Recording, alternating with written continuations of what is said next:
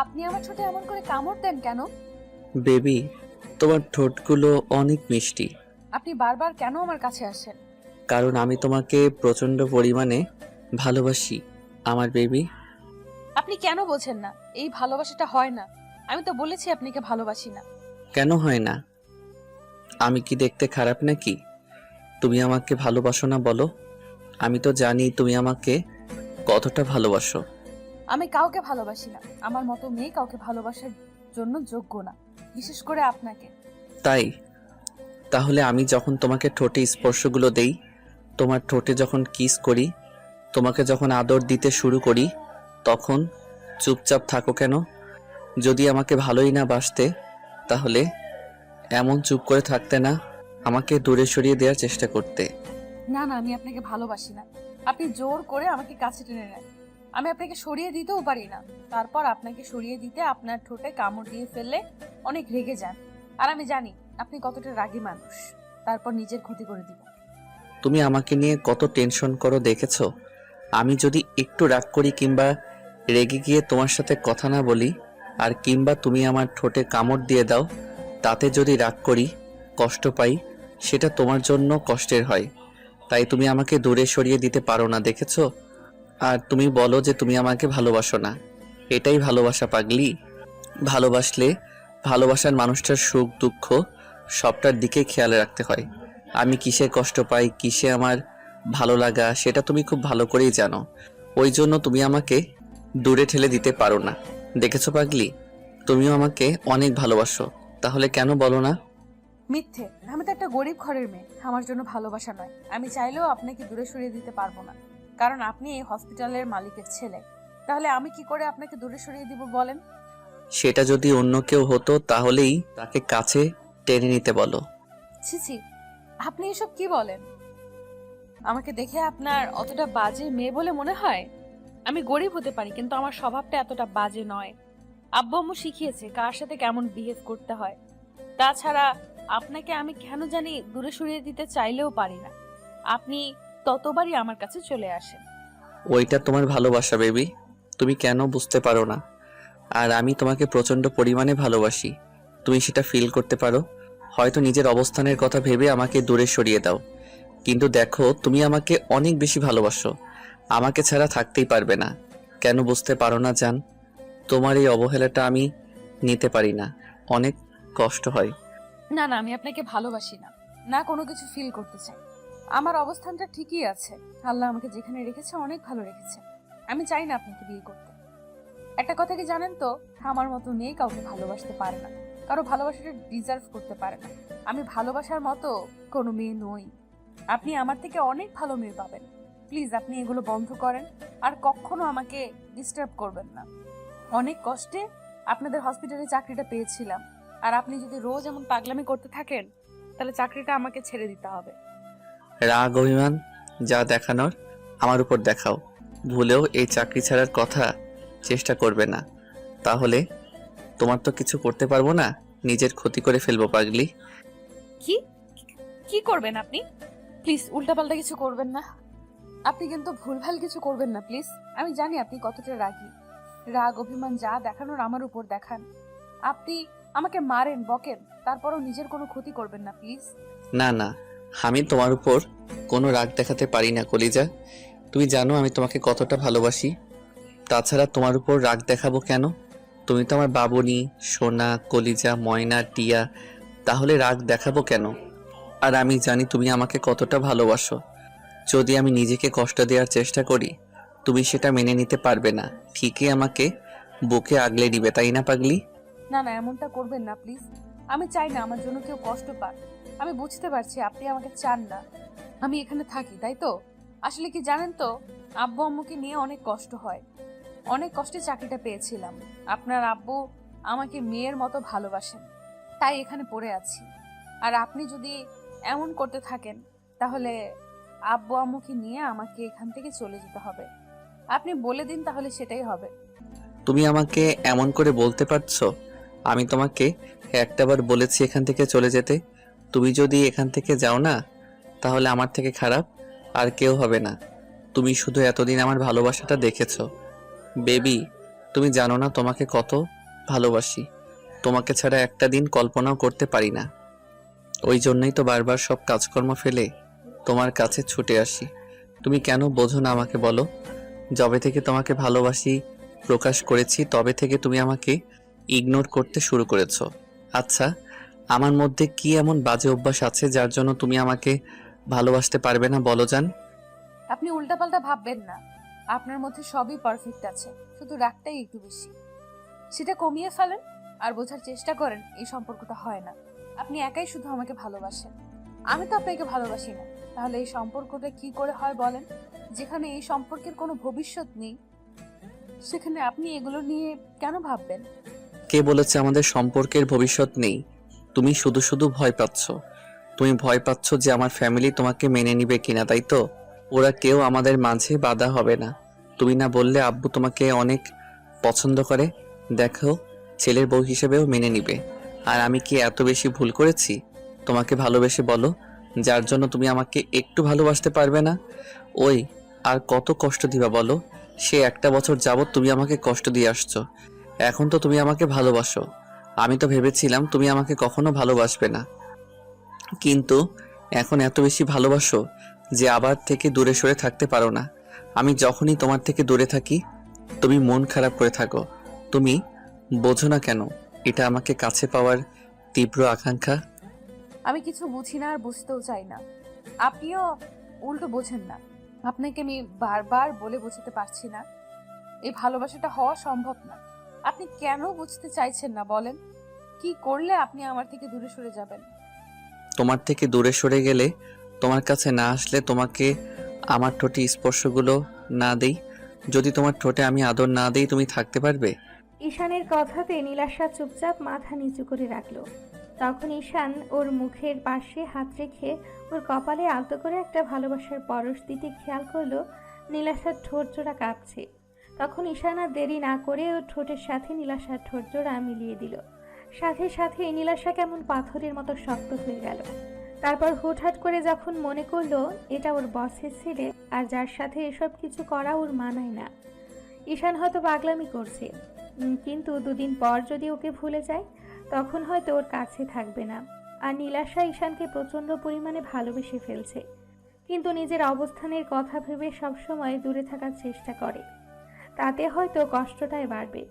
আর নীলাশা চায় না এই সম্পর্কটা হোক, তাতে কষ্টটাই বাড়বে আর ঝামেলা বাড়বে। শেষ পর্যন্ত ওকে এখান থেকে চলে যেতে হবে। আর নীলাশার বয়স্ক বাবা মাকে নিয়ে একা থাকতে হয়, অনেক কষ্টে সংসারটা চালাতে হয়। তাহলে যদি চাকরিটা চলে যায় তাহলে কখনোই আর ভালো থাকতে পারবে না, না তুলে দিতে পারবে আব্বু আম্মুর মুখের খাবার। তাই নিজেকে আরো শক্ত করে ঈশানকে সরানোর চেষ্টা করলে ঈশান ওকে আরো শক্ত করে চেপে ধরে। তখন নীলাশা উপায় না পেয়ে ঈশানকে ধাক্কা মেরে দূরে সরিয়ে দেয়। তারপর ঠাস ঠাস করে ওর গালের দুইটা থাপ্পড় মেরে দিয়ে বলে, আসলে আপনি অসভ্য লম্পট না হলে বারবার একটা মেয়ে যেখানে আপনাকে অসহ্য বলে মনে করে, যেখানে এত বেশি ঘৃণা করে, সেখানে আপনি এইভাবে আমার কাছে আসতেন না। আসলে আপনি একটা বেহায়া। না হলে আপনাকে শতবার বুঝেও আমি কিচ্ছু করতে পারলাম না যে আপনি আমার কাছে আসবেন না। আমি আপনাকে ভালোবাসি না, তারপরও কেন এরকম পাগলামি করেন বলেন তো? কি চান আপনি? আমার শরীরটা তো তাহলে বলেন, আমি আপনার সাথে বেড শেয়ার করব। নীলাশার মুখে এমন ধারা কথা শুনেই ঈশানের মুখটা কালো হয়ে গেল। নিমিষের মধ্যে একদম স্তব্ধ হয়ে গেল। তারপর কিছুক্ষণ নীলাশার মুখের দিকে তাকিয়ে রইল ঈশান। আর রাগটাকে কন্ট্রোল করতে না পেরে পাশে থাকা জানালার গ্লাসে সজোরে একটা ঘুষি মেরে দিল। সাথে সাথে ওর হাত কেটে রক্ত পড়তে লাগলো। নীলাশা ঈশানের দিকে যেতে গেলে ও হাতের ইশারায় থামিয়ে দিয়ে রাগী কণ্ঠে বলতে লাগলো, একদম আসবে না। এত ভালোবাসার পরেও যে বুঝতে পারে না তাকে আর ভালোবাসাটা বোঝানোর কোনো ইচ্ছা নেই। আমি না লম্পট দুশ্চরিত্র? আসলে কি বলতো, সত্যিকারে ভালোবাসতে নেই কখনো। কি করব বলো, তোমার চোখের মায়ায় পড়ে গিয়েছিলাম। তোমার মনটাকে ভালোবেসেছিলাম। তোমার এই সুন্দর ব্যবহারে প্রেমে পড়ে গেছিলাম। বোঝাতে পারলাম না কতটা ভালোবাসি। আজকের পর আর এই মুখটা দেখতে পাবে না। ঈশান কথাগুলো বলে হসপিটাল থেকে বেরিয়ে যায়। নীলাশা সেখানেই কান্না করতে করতে বসে পড়ে। যাকে এত বেশি ভালোবাসে তাকে কষ্ট দিয়ে ফেললো। নীলাশা ঈশানকে ভালোবাসার কথাটা বোঝাতেই পারল না। ঈশান বাসায় চলে আসে। কিছুতে নিজেকে শান্ত করতে পারছিল না, মানতে পারছিল না যাকে এতটা ভালোবাসে সে ওকে এমন করে ইগনোর করলো। আজকে নিজের ওপরেই প্রচন্ড পরিমাণে রাগ হচ্ছে ঈশানের, তাই কন্ট্রোল করতে না পেরে হাতের কাছে যা পাচ্ছিল তাই ভাঙচুর করতে শুরু করলো। ভাঙচুরের শব্দে আম্মু দৌড়ে রুমে আসলো। ছেলের এমন কর্মকাণ্ডে আম্মু তাড়াহুড়ো করে ওর কাছে আসলো আর বলতে লাগলো, আপু, কি হয়েছে? এরকম পাগলামি করছো কেন? কে কি বলেছে আমাকে বলো, আমি সব ঠিক করে দিব। এরকম পাগলামি করো না। তুমি এভাবে নিজেকে কষ্ট দিচ্ছ কেন? আর তোমার হাতে এত রক্ত আসলো কোথা থেকে? আমি সব শেষ করে দিব, সব ভেঙে ফেলবো। আজকে সবকিছু আমি নিজের হাতে শেষ করে দিব। আমি কিছু রাখবো না। প্লিজ আম্মু, আমাকে আটকাতে এসো না। আচ্ছা ঠিক আছে আবু, তুমি সব ভেঙে ফেলো, সব নষ্ট করে ফেলো, কিন্তু তার আগে বলো তোমার কি হয়েছে? তুমি এরকম পাগলামি করছো কেন? কে তোমাকে এমন করে রাগিয়ে দিয়েছে? আমাকে একটাবার বলো, দেখো আমি তার সাথে কথা বলবো। কার সাহস হয় আমার আব্বুটাকে এইভাবে কষ্ট দেওয়ার? আমি বুঝতে পারছি আমার আব্বুটা খুব কষ্ট পেয়েছে, না হলে সে এইরকম পাগলামি করতো না। আমাকে বলো কে কি বলেছে, কার উপর তুমি এরকম রেগে আছো? আম্মু, আমি কোনো কারণে রাগ করিনি, আমার ইচ্ছা হয়েছে তাই ভাঙচুর করছি। নাকি এগুলো করা যাবে না? আব্বুর টাকা পয়সা আছে কি করতে? আমি তার একমাত্র ছেলে। আমি না তাহলে কে ভাঙবে? নাকি আমি বাসা থেকে বেরিয়ে যাই, তারপর নিজের মতো করে সব সাজিয়ে তারপর ভাঙচুর করি? আপু, তোমার যা ইচ্ছা করো, তারপরও এরকম পাগলামি করো না। আমাকে বলো কে কি বলেছে। তোমার যত খুশি ভাঙচুর করো, টাকা পয়সা তো সব তোমার জন্যই, কিন্তু এইটুকু বলো যে আমার ছেলেটাকে এমন করে কে কষ্ট দিল, যার জন্য আমার ছেলেটা এরকম পাগলামি করছে। আমাকে একটাবার বলে দেখো, আমি সব ঠিক করে দিব। তারপরও এরকম পাগলামিটা অন্তত করো না। আম্মু, বললাম তো কিছু হয়নি। তুমি প্লিজ আমাকে আটকেও না, এখান থেকে যাও। আমার মাথাটা গরম আছে। ভুলভাল কিছু বলে দিলে তখন তোমারই খারাপ লাগবে। আমি না কাউকে ভালোবাসি, না কেউ আমাকে ভালোবাসে। আমি কাউকে চাই না, আমার লাইফে কারো দরকার নেই। আমি একাই থাকতে পারবো। একা থাকলে তো আর মরে যাব না। কে ভালোবাসে না আমার ছেলেটাকে বলো আব্বু? কার এত বড় সাহস আমার ছেলেটাকে এমন করে ফিরিয়ে দেয়? আমি দেখছি আমার ছেলেকে কে ভালোবাসে না। আমি তার সাথে কথা বলবো। তারপরও তুমি আমাকে বলো কে কি বলেছে। আম্মু, বললাম তো এখান থেকে যাও। প্লিজ আমাকে ডিস্টার্ব করো না। তারপর উল্টাপাল্টা কিছু বলে ফেললে তখন তোমারই খারাপ লাগবে। আমাকে প্লিজ একটু একা থাকতে দাও। সেটা না হয় ঠিক আছে, তারপরও তুমি একটু শান্ত হও। তুমি সব ভেঙে ফেলো, তারপরও একটু শান্ত হও। আমি এখান থেকে চলে যাচ্ছি, তারপরও তুমি একটু শান্ত হও। আম্মু, তুমি কি চাও? আমি নিজের কোনো ক্ষতি করে দেই? তাহলে সেটা ভালো হবে বলো। আমি তাহলে সেটাই করব। তারপরও আমাকে ডিস্টার্ব করো না। আম্মু বুঝতে পারছে ঈশান খুব বেশি রেগে আছে, আর কিছু একটা হারানোর ভয়ে কিংবা কিছু একটা না পাওয়ার আশঙ্কাতে এরকমভাবে কষ্ট পাচ্ছে। ঈশানের মুখে ভালোবাসার কথাটা শুনে আম্মু বুঝে গেছে হয়তো কোনো মেয়ের জন্য ঈশান এরকম পাগলামি করছে। ঈশান হয়তো কোনো মেয়েকে খুব বেশি ভালোবাসে, যার জন্য এমন পাগলামি করছে। আম্মু কিছুদিন যাবৎ খেয়াল করছে ঈশান নিজে নিজে কিছু একটা ভাবে আর একা একাই হাসে। খুব বেশি ভাবতে থাকে, যেটুকু সময় অফিসের দায়িত্ব সেটুকু।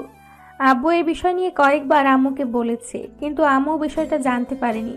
অন্যদিকে ঈশান ভেবেছিল নীলাশাকে রাজি করিয়ে তারপর দুজনে এসে আব্বু আম্মুর সাথে কথা বলবে, তারপর ওদের বিয়েটা হবে। কিন্তু যেখানে নীলাশাই ওকে পছন্দ করে না, দু চোখে সহ্য করতে পারে না, সেখানে ঈশান আর কাকে কি বলবে? তো আম্মু আর সেখানে দাঁড়ালো না, তাড়াহুড়া করে রুমে গেল। তারপর আব্বুকে কয়েকবার কল করতে আব্বু রিসিভ করলো। আম্মু কান্না করে দিয়ে বলতে আরম্ভ করলো, ওগো, তোমার ছেলেটা তো পাগলামি করছে, প্লিজ তুমি বাসায় আসো। আমি ওকে থামাতে পারছি না, ও প্রচন্ড পরিমাণে রেগে আছে। হাতের কাছে যা পাচ্ছে সবই ভেঙে ফেলছে। তার উপর এত বেশি পাগলামি করছে, যার জন্য আমার খুব ভয় লাগছে। ওর হাত অনেকটা কেটে গেছে। কি জন্য এরকম পাগলামি করছে জানি না, তারপরও আমার মনে হচ্ছে যে ও কোনো মেয়ের জন্য পাগলামি করছে। ওগো, তোমার ছেলেকে তো কখনো এমন করে পাগলামি করতে দেখিনি। তুমি প্লিজ বাসায় আসো। কি বলো? এরকম পাগলামি কখন থেকে করছে? তাছাড়া তুমি ওকে একটু শান্ত করতে পারছো না? তুমি এর আম্মু হয়ে ওর কাছে যেতে পারছো না? তাহলে আমি কি করে পারবো বলো? এরকম পাগলামি তোমার ছেলে আগে কখনো করেনি। হয়তো ভাঙচুর করেছে, কিন্তু এত বেশি রাগ দেখায়নি। তুমি প্লিজ বাসায় এসে দেখো। আমার খুব ভয় লাগছে ছেলেটা আবার উল্টাপাল্টা কিছু করে না বসে। প্লিজ তুমি বাসায় আসো। আমি না প্রচণ্ড পরিমাণের ভয় পাচ্ছি। তুমি প্লিজ একটু বাসায় আসো। আচ্ছা ঠিক আছে, আমি এক্ষুনি আসছি। তুমি প্লিজ কান্নাকাটি করো না। দেখো, সব ঠিক হয়ে যাবে। আমি আসছি। তুমি আমি আসছি, তুমি টেনশন করো না তো। আমি এক্ষুনি দেখছি কি করা যায়। আম্মুর কথাতে আব্বুর অনেক টেনশন হতে লাগলো, তাই মিটিংটা ক্যান্সেল করে দিয়ে অফিস থেকে বেরিয়ে গেল। তারপর 15 মিনিটের মধ্যে বাসায় আসলো। অন্যদিকে ঈশান রুমের সবকিছু ভাঙচুর করে একদম তছনছ করে দিয়েছে। তারপর একটা সময় কান্না করতে করতে হাঁটু গেড়ে বসে পড়ে। মাথার দুই পাশে হাত দিয়ে চুলগুলো খুব শক্ত করে চেপে ধরে কান্না করে দিয়ে বলতে আরম্ভ করে, তুমি আমাকে কেন ভালোবাসো না? কেন ভালোবাসো না আমাকে? কি কম আছে আমার মধ্যে? আমার টাকা পয়সা চেহারা কোনো দিক দিয়ে কম নেই। এমন না যে আমি একটা বাজে ছেলে, আর 10টা বড়লোকের ছেলের মতো নই। বাজে কোনো নেশা আমার মধ্যে নেই। কেউ কখনো বলতে পারবে না কোনো মেয়ের পেছনে আমি ছুটেছি। শুধু জীবনের প্রথমবার তোমাকে ভালোবেসেছি, আর তুমি আমাকে বিশ্বাস করতে পারলে না, একটু ভালোবাসতে পারলে না। শেষ পর্যন্ত আমাকে এমন করে দূরে সরিয়ে দিতে চাইলে। আসলে কি আমি আর 10টা ছেলের মতো তোমার দেহের মোহে পড়ে তোমার কাছে যাইনি? সত্যিকারে ভালোবেসেছিলাম তো, ওই জন্য আমাকে বিশ্বাস করতে পারলে না, তাই না?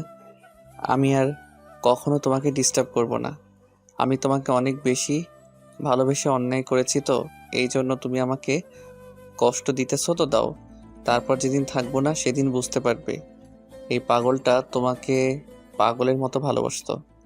ঈশান কথাগুলো নিজে নিজেই বলছে আর কান্না করছে। এর মাঝে আব্বু তাড়াহুড়ো করে রুমে ঢুকলো। আম্মু পেছন পেছন আসলো। আব্বু এসে ওর সামনে বসে পড়ল। কিছু বলতে যাবে তার আগে ঈশান বলতে আরম্ভ করলো, আমি বললাম না তোমরা আমাকে একা থাকতে দাও, আমাকে একটু ডিস্টার্ব করবে না। তোমরা বারবার কেন আমার কাছে আসতে চাও? কি বোঝাতে চাইছো তোমরা আমাকে? কিচ্ছু বোঝাতে হবে না আমাকে, আমি তাকেই বোঝাতে পারিনি। প্লিজ এখান থেকে চলে যাও। আচ্ছা, আমরা চলে যাব, কিন্তু কে কি বলেছে আমাকে বলো। কে তোমাকে এরকম কষ্ট দিয়েছে? কার জন্য এরকম করে ভাঙচুর করলে? আর তোমার হাতের এই অবস্থা কেন? তোমার আম্মু তোমার জন্য কত কান্নাকাটি করছে, তুমি বুঝতে পারছো না?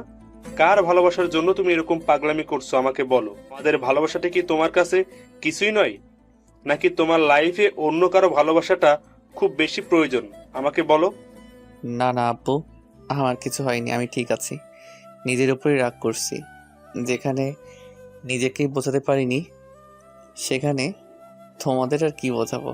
হ্যাঁ, তোমাদের ভালোবাসাটা আমার কাছে সব, কিন্তু আমার লাইফে অন্য কারো ভালোবাসাটা চাই, যেটা না পেলে লাইফটা অপূর্ণ হয়ে থাকবে। আমি ওকে বোঝাতে পারিনি, ব্যর্থ হয়ে গেছি।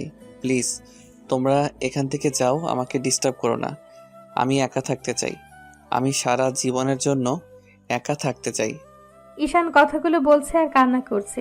আব্বুকে শান্ত করার জন্য ওকে এক হাতে জড়িয়ে ধরে বলতে লাগলো, আমাকে বলো, কে কি বলেছে? কার জন্য এরকম পাগলামি করছো? আমি সব ঠিক করে দেব। কে আমার ছেলেকে ভালোবাসে না? আমার এত সুন্দর একটা ছেলেকে কে ভালোবাসবে না? দেখি কার এত বড় সাহস। আমি তার সাথে জোর করে তোমায় বিয়ে দেব। তারপর এরকম পাগলামি করো না। আমি তো জানি আমার ছেলেটা কত ভালো, তাই না? কে ভালোবাসবে না বলো আমাকে? আব্বুর এরকম কথা শুনে ঈশানকে বুকে জড়িয়ে ধরে কান্না করতে লাগলো।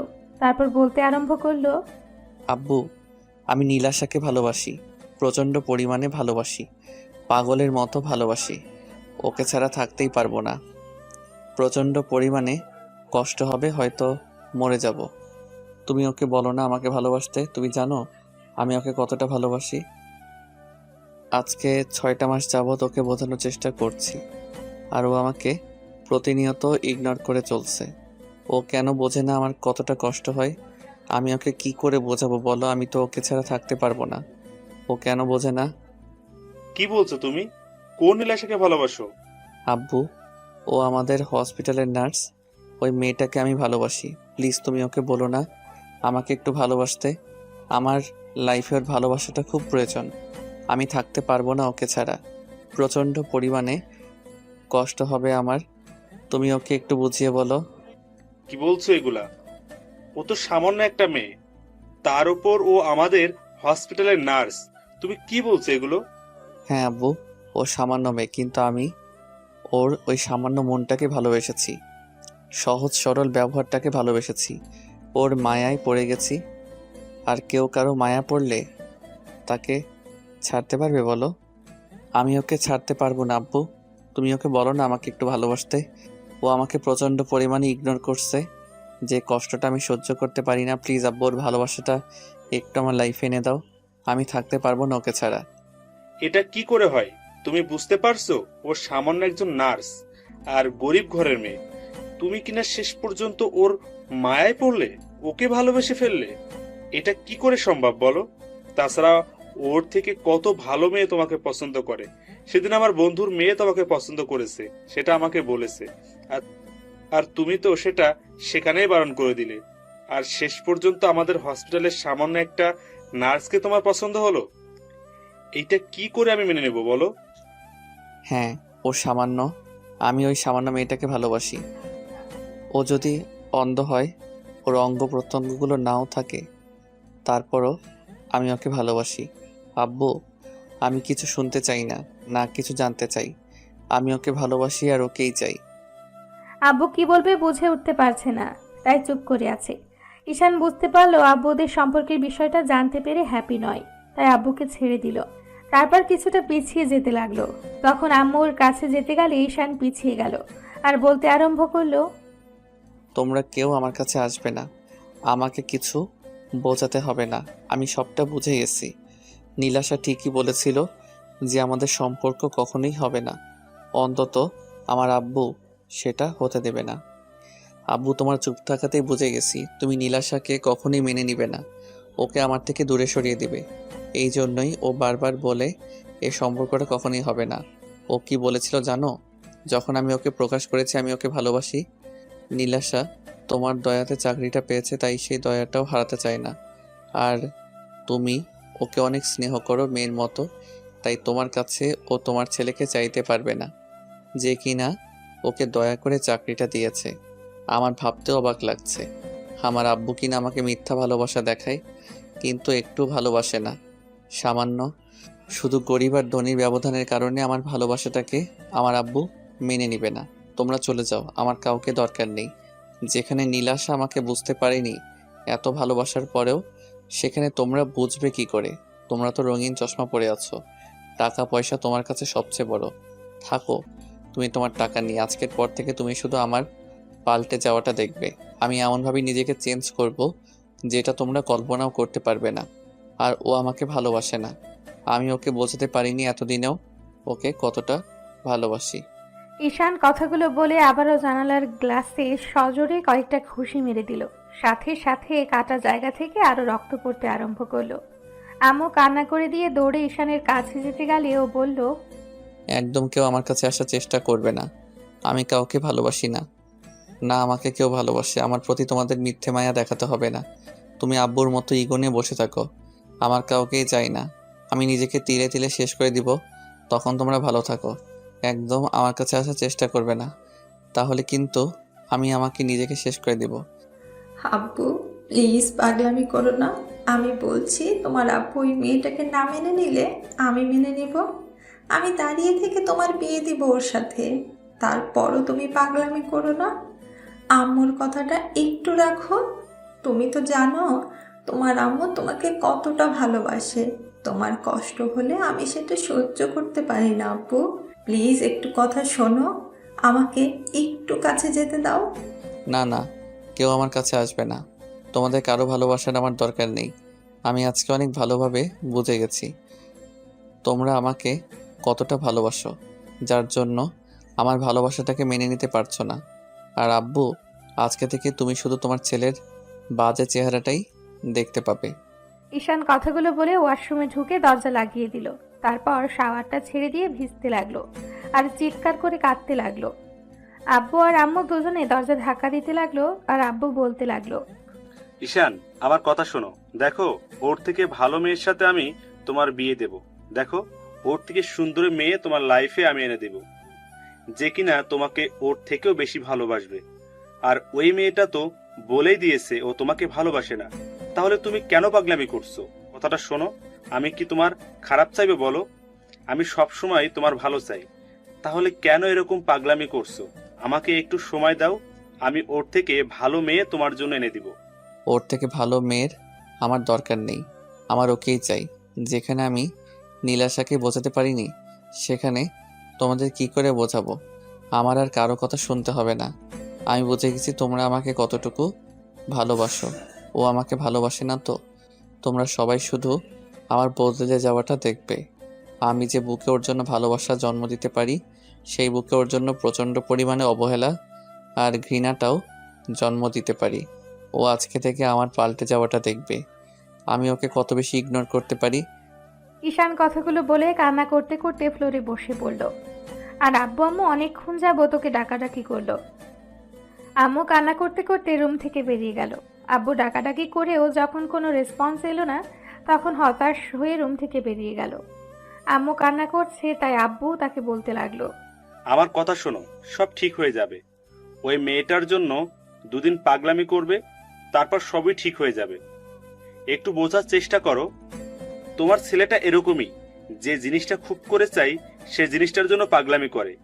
এখন ওই মেয়েটার প্রতি একটু মায়ায় পড়েছে, কিন্তু ওকে ভালোবাসে না, আবেগের বশে এরকমটা করছে। দেখো, সব ঠিক হয়ে যাবে। হ্যাঁ, আমার ছেলেটা তো এখনো ছোট আছে, যার জন্য আবেগের বশে এরকম করছে। আসলে কি বলতো, আমাদের ভালোবাসার কোনো মূল্য তোমার কাছে নেই। তোমার কাছে নাম, যশ, প্রতিপত্তি, টাকা পয়সা, এগুলো সব কিছু, তাই না? একটা সময় দেখবে তোমার জন্য আমার ছেলেটা শেষ হয়ে যাবে, তারপরও তুমি বুঝতে পারবে আমার ছেলেটা ওই মেয়েটাকে কতটা ভালোবাসতো। এই মেয়েটা কি এমন অন্যায় করেছে? আর আমার ছেলেটা বলো, যার জন্য তুমি ওর ওপর খালি দায়িত্বের বোঝাটাই চাপিয়ে দাও। ছোটবেলা থেকে ওর নিজের কোনো ইচ্ছা আমরা পূরণ করতে পারি না। তুমি ওকে যেটা বলো সেটাই শুনতে হয়।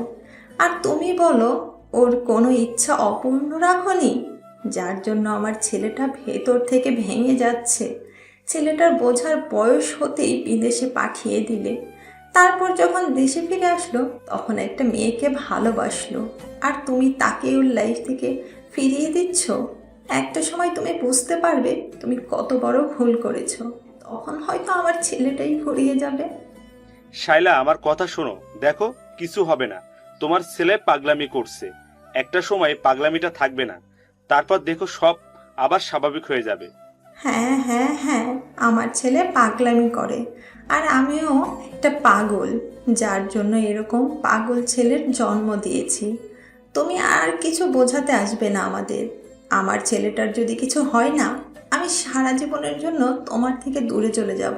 তুমি যেখানে নিজেই ভালোবেসে বিয়ে করেছিলে, সেখানে আমার ছেলের ভালোবাসাটা কি তোমার মেনে নিতে কি সমস্যা? তুমি বুঝতে পারছো না, ওই মেয়েটা একটা সাধারণ ঘরের মেয়ে, গরিব ঘরের মেয়ে। ওকে আমার ছেলের পাশে দাঁড় করিয়ে আমি কি করে মানুষকে বলবো যে একটা নার্স আমার ছেলের বউ? আমি কি করে মানুষের সামনে মুখ দেখাবো বলো?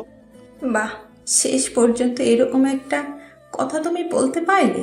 ও গরিব বলে কি মানুষ না? তুমিও তো আমাকে গরিব ঘর থেকেই তুলে এনে বিয়ে করেছিলে। আমার আব্বুকে কি বলেছিলে?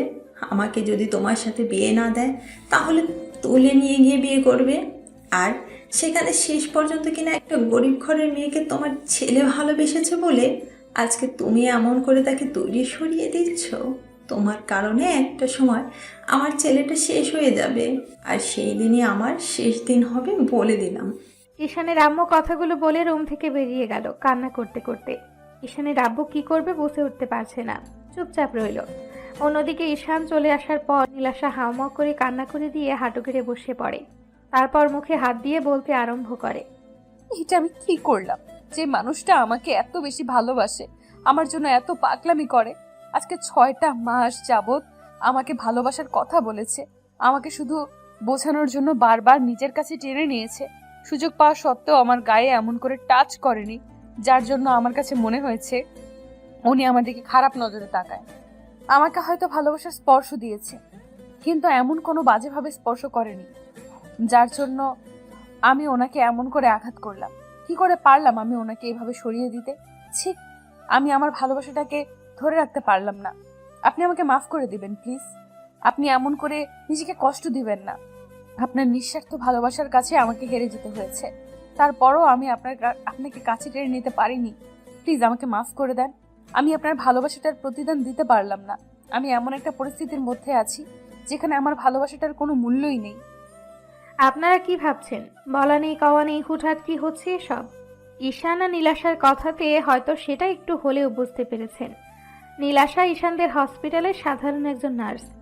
ঈশান যেদিন নীলাশাকে প্রথম দেখেছিল সেদিনই ওর প্রেমে পড়ে গেছিল। বাইকে ছোটখাটো একটা অ্যাক্সিডেন্টে পড়ে হাতটা অনেকটা ছিলে যায়।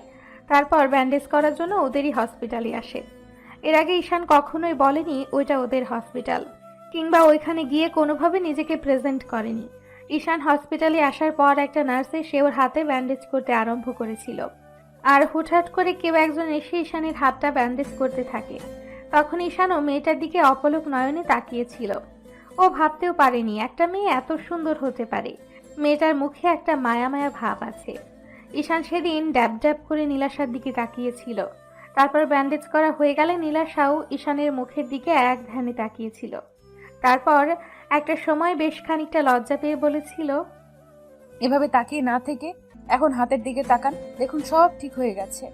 এখন একটা ইঞ্জেকশন পুশ করলেই সব ঠিক হয়ে যাবে। না না, আমি কোনো ইনজেকশন নিতে পারবো না।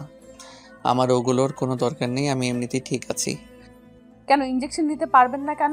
বুঝতে পেরেছি, বাচ্চাদের মতো ভয় পাওয়ার কি আছে? হ্যাঁ, এই সামান্য বিষয় নিয়ে এত বেশি ভয় পান কেন? এত বড় দামড়া ছেলে ইঞ্জেকশন দেখলে হাত পা ছুটতে থাকেন কেন? হ্যাঁ, সাধারণ বিষয় এত বড় একটা সূচ ফোটালে ভয় লাগবে না বলেন? ভালো জায়গাটাকে ফুটো করে কিসব উল্টাপাল্টা জিনিস শরীরে ঢুকিয়ে দেন।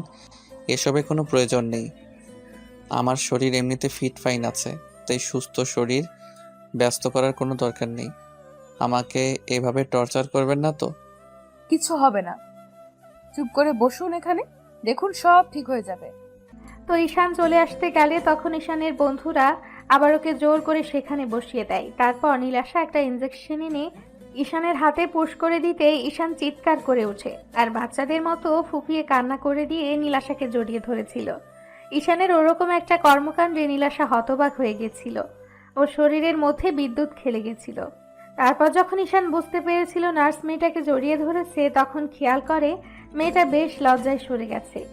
ঈশান ওই দিন যে কাণ্ড ঘটিয়েছিল সেটা কখনো কেউ ভুলতে পারছিল না। নীলাশাকে দেখতে প্রচন্ড পরিমাণে মায়াবী ছিল, তাই ঈশান বারবার হসপিটালে আসতো। আর নীলাশাও বুঝতে পেরেছিল হয়তো ছেলেটাকে পছন্দ করে আর ভালোবেসে ফেলেছে, যার জন্য ওর থেকে দূরে সরে থাকার চেষ্টা করছিল। আর ততদিনে ঈশানের আব্বু ওকে হসপিটালের সবার সামনে পরিচয় করিয়ে দিয়েছিল। তারপর ঈশানের রোজ হসপিটালে আসে আর নীলাশাকে মনের কথাগুলো বোঝানোর চেষ্টা করে। তাই প্রতিনিয়ত নীলাশার কাছে আসার চেষ্টা করে। তারপরও যখন নীলাশা দূরে সরে যাচ্ছিল তখন ঈশান ওকে প্রপোজ করে বসে। তখন ও বলে, দেখেন, আমার দ্বারা আপনাকে ভালোবাসাটা সম্ভব না। আপনি অনেক বড় লোকের ছেলে, আপনার মুখে এসব ভালোবাসার কথা মানায় না। তার উপর আমার মতো একটা শরীরের জন্য তো নয়ই। শুধু শুধু এসব কথা বলে নিজেকে একটা হাসির পাত্র বানাবেন না। দেখো, আমি সত্যি তোমাকে ভালোবাসি, তুমি কেন বুঝতে চাইছো না? তাছাড়া বড়লোকের ছেলেরা কি ভালোবাসতে পারে না? নাকি আমাদের মন বলতে কিছু নেই? তুমি হয়তো আমাকে বড়লোকের আর 10টা ছেলের মতো ভাবছো। আমি তোমাকে ভালোবেসে নিজের কাছে টেনে নিয়ে নিজের প্রয়োজনটা মিটিয়ে তারপর দূরে সরিয়ে দিব, তেমনটা কখনোই হবে না। আপনি আমার সম্পর্কে জানেন না, তাই আপনার এই ভালোবাসাটা উপচে উপচে পড়ছে। যখন জানতে পারবেন তখন আপনার এই ভালোবাসাটা থাকবে না। তাই বলছি, আপনি এখনই এখান থেকে চলে যান। আপনাকে আর ভালোবাসা দেখাতে হবে না। আর আপনি জানেন না আমি একটা গরিব পরিবারের মেয়ে। আপনি যদি আমার সম্পর্কে জানতেন তাহলে কখনোই এই ভালোবাসার কথাটা আমাকে বলতে পারতেন না। তুমি কেমন কি আমি সেটা জানতে চাইনি। তুমি কোন পরিবারের থেকে এসেছো, তোমার ব্যাকগ্রাউন্ড কি, কয়টা ছেলের সাথে রিলেশন করেছো, আমি কি এসব নিয়ে ইন্টারভিউ দিতে বলেছি? আমি তোমাকে ভালোবাসি সেটা জানিয়ে দিলাম। আর তুমি যে আমার থেকে সিনিয়র আমিও সেটাও জানি। তাই আমি আরও কিছু জানতে চাই না। তুমি আমাকে ভালোবাসবে তুমি সময় নাও, যত পারো সময় নাও, আর আমার সম্পর্কে জেনে নাও। আমি বিদেশ থেকে পড়ালেখা করে এসেছি, আর দরকার পড়লে তুমি আমার বন্ধুর থেকে জেনে নিও। কালকে আমি ওকে পাঠিয়ে দিব, ও সবটা বলে দিবে। কিন্তু আর কোনো কথা নয়, আমি যেটা বলেছি সেটাই হবে। আমাকে তোমার ভালোবাসতেই হবে, না মানলে জোর করে উঠে নিয়ে গিয়ে বিয়ে করব। সেটা কি খুব ভালো হবে? তার থেকে সহজে বলে দাও আমাকে ভালোবাসো। ঈশান এরকম ধারা পাগলামিতে নীলাশা সেদিন ভেবেছিল হয়তো এই ছেলেটা দুদিন পরেই ওকে ভুলে যাবে, কিন্তু দিন যতই যাচ্ছিল ঈশানের পাগলামিটা বেড়েই চলছিল। একটা মাস যেতে না যেতে ঈশান নীলাশাকে ভালোবাসার গভীরতাটা বোঝাতে বন্ধুদের কথা মতো ওকে কাছে টেনে নিতে শুরু করে। তার মনের কথাগুলো বোঝানোর জন্য ওকে নানাভাবে নিজের স্পর্শগুলো দিতে শুরু করে।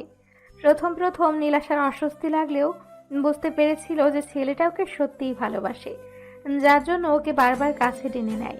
নীলাশা মুখে না বললেও ঈশানের স্পর্শগুলো ও মন থেকে উপভোগ করত। তারপরও বুঝতে পেরেছিল এই সম্পর্কটা হওয়াটা কোনোভাবেই সম্ভব না। তার উপরে যদি ঈশানের আব্বু জানতে পারে তাহলে ওকে চাকরি থেকে বের করে দিবে।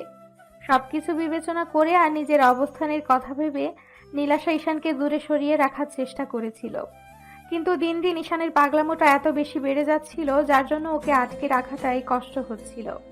নীলাশা অনেক ভেবে তারপর একটা সিদ্ধান্ত নেয়। এর মাঝে পুরো 6টা মাস কেটে যায়, আর এই 6টা মাসে ঈশান এত বেশি পাগলামি করলো যার জন্য নীলাশা ওকে দূরে সরিয়ে রাখতেই পারছিল না। তারপর অনেক কষ্টে নিজের মনটাকে স্থির করে, ভাবে যে করেই হোক ঈশানকে দূরে সরিয়ে দিতে হবে। তাই ওকে প্রচন্ড পরিমাণে ইগনোর করতে শুরু করে। আর ঈশান প্রতিদিনের মতো আজকেও নীলাশার সাথে দেখা করতে আসে। তারপর যখন ওর সাথে কথা বলছিল তখন নীলাশা ঈশানকে এড়িয়ে যাচ্ছিল। তখন ঈশান ওকে একটা ফাঁকা রুমে নিয়ে যায় আর নীলাশাকে কাছে টেনে নেয়। তারপর ওদের মাঝে কি কথা হলো সেটা তো আপনারা জানতেই পারলেন।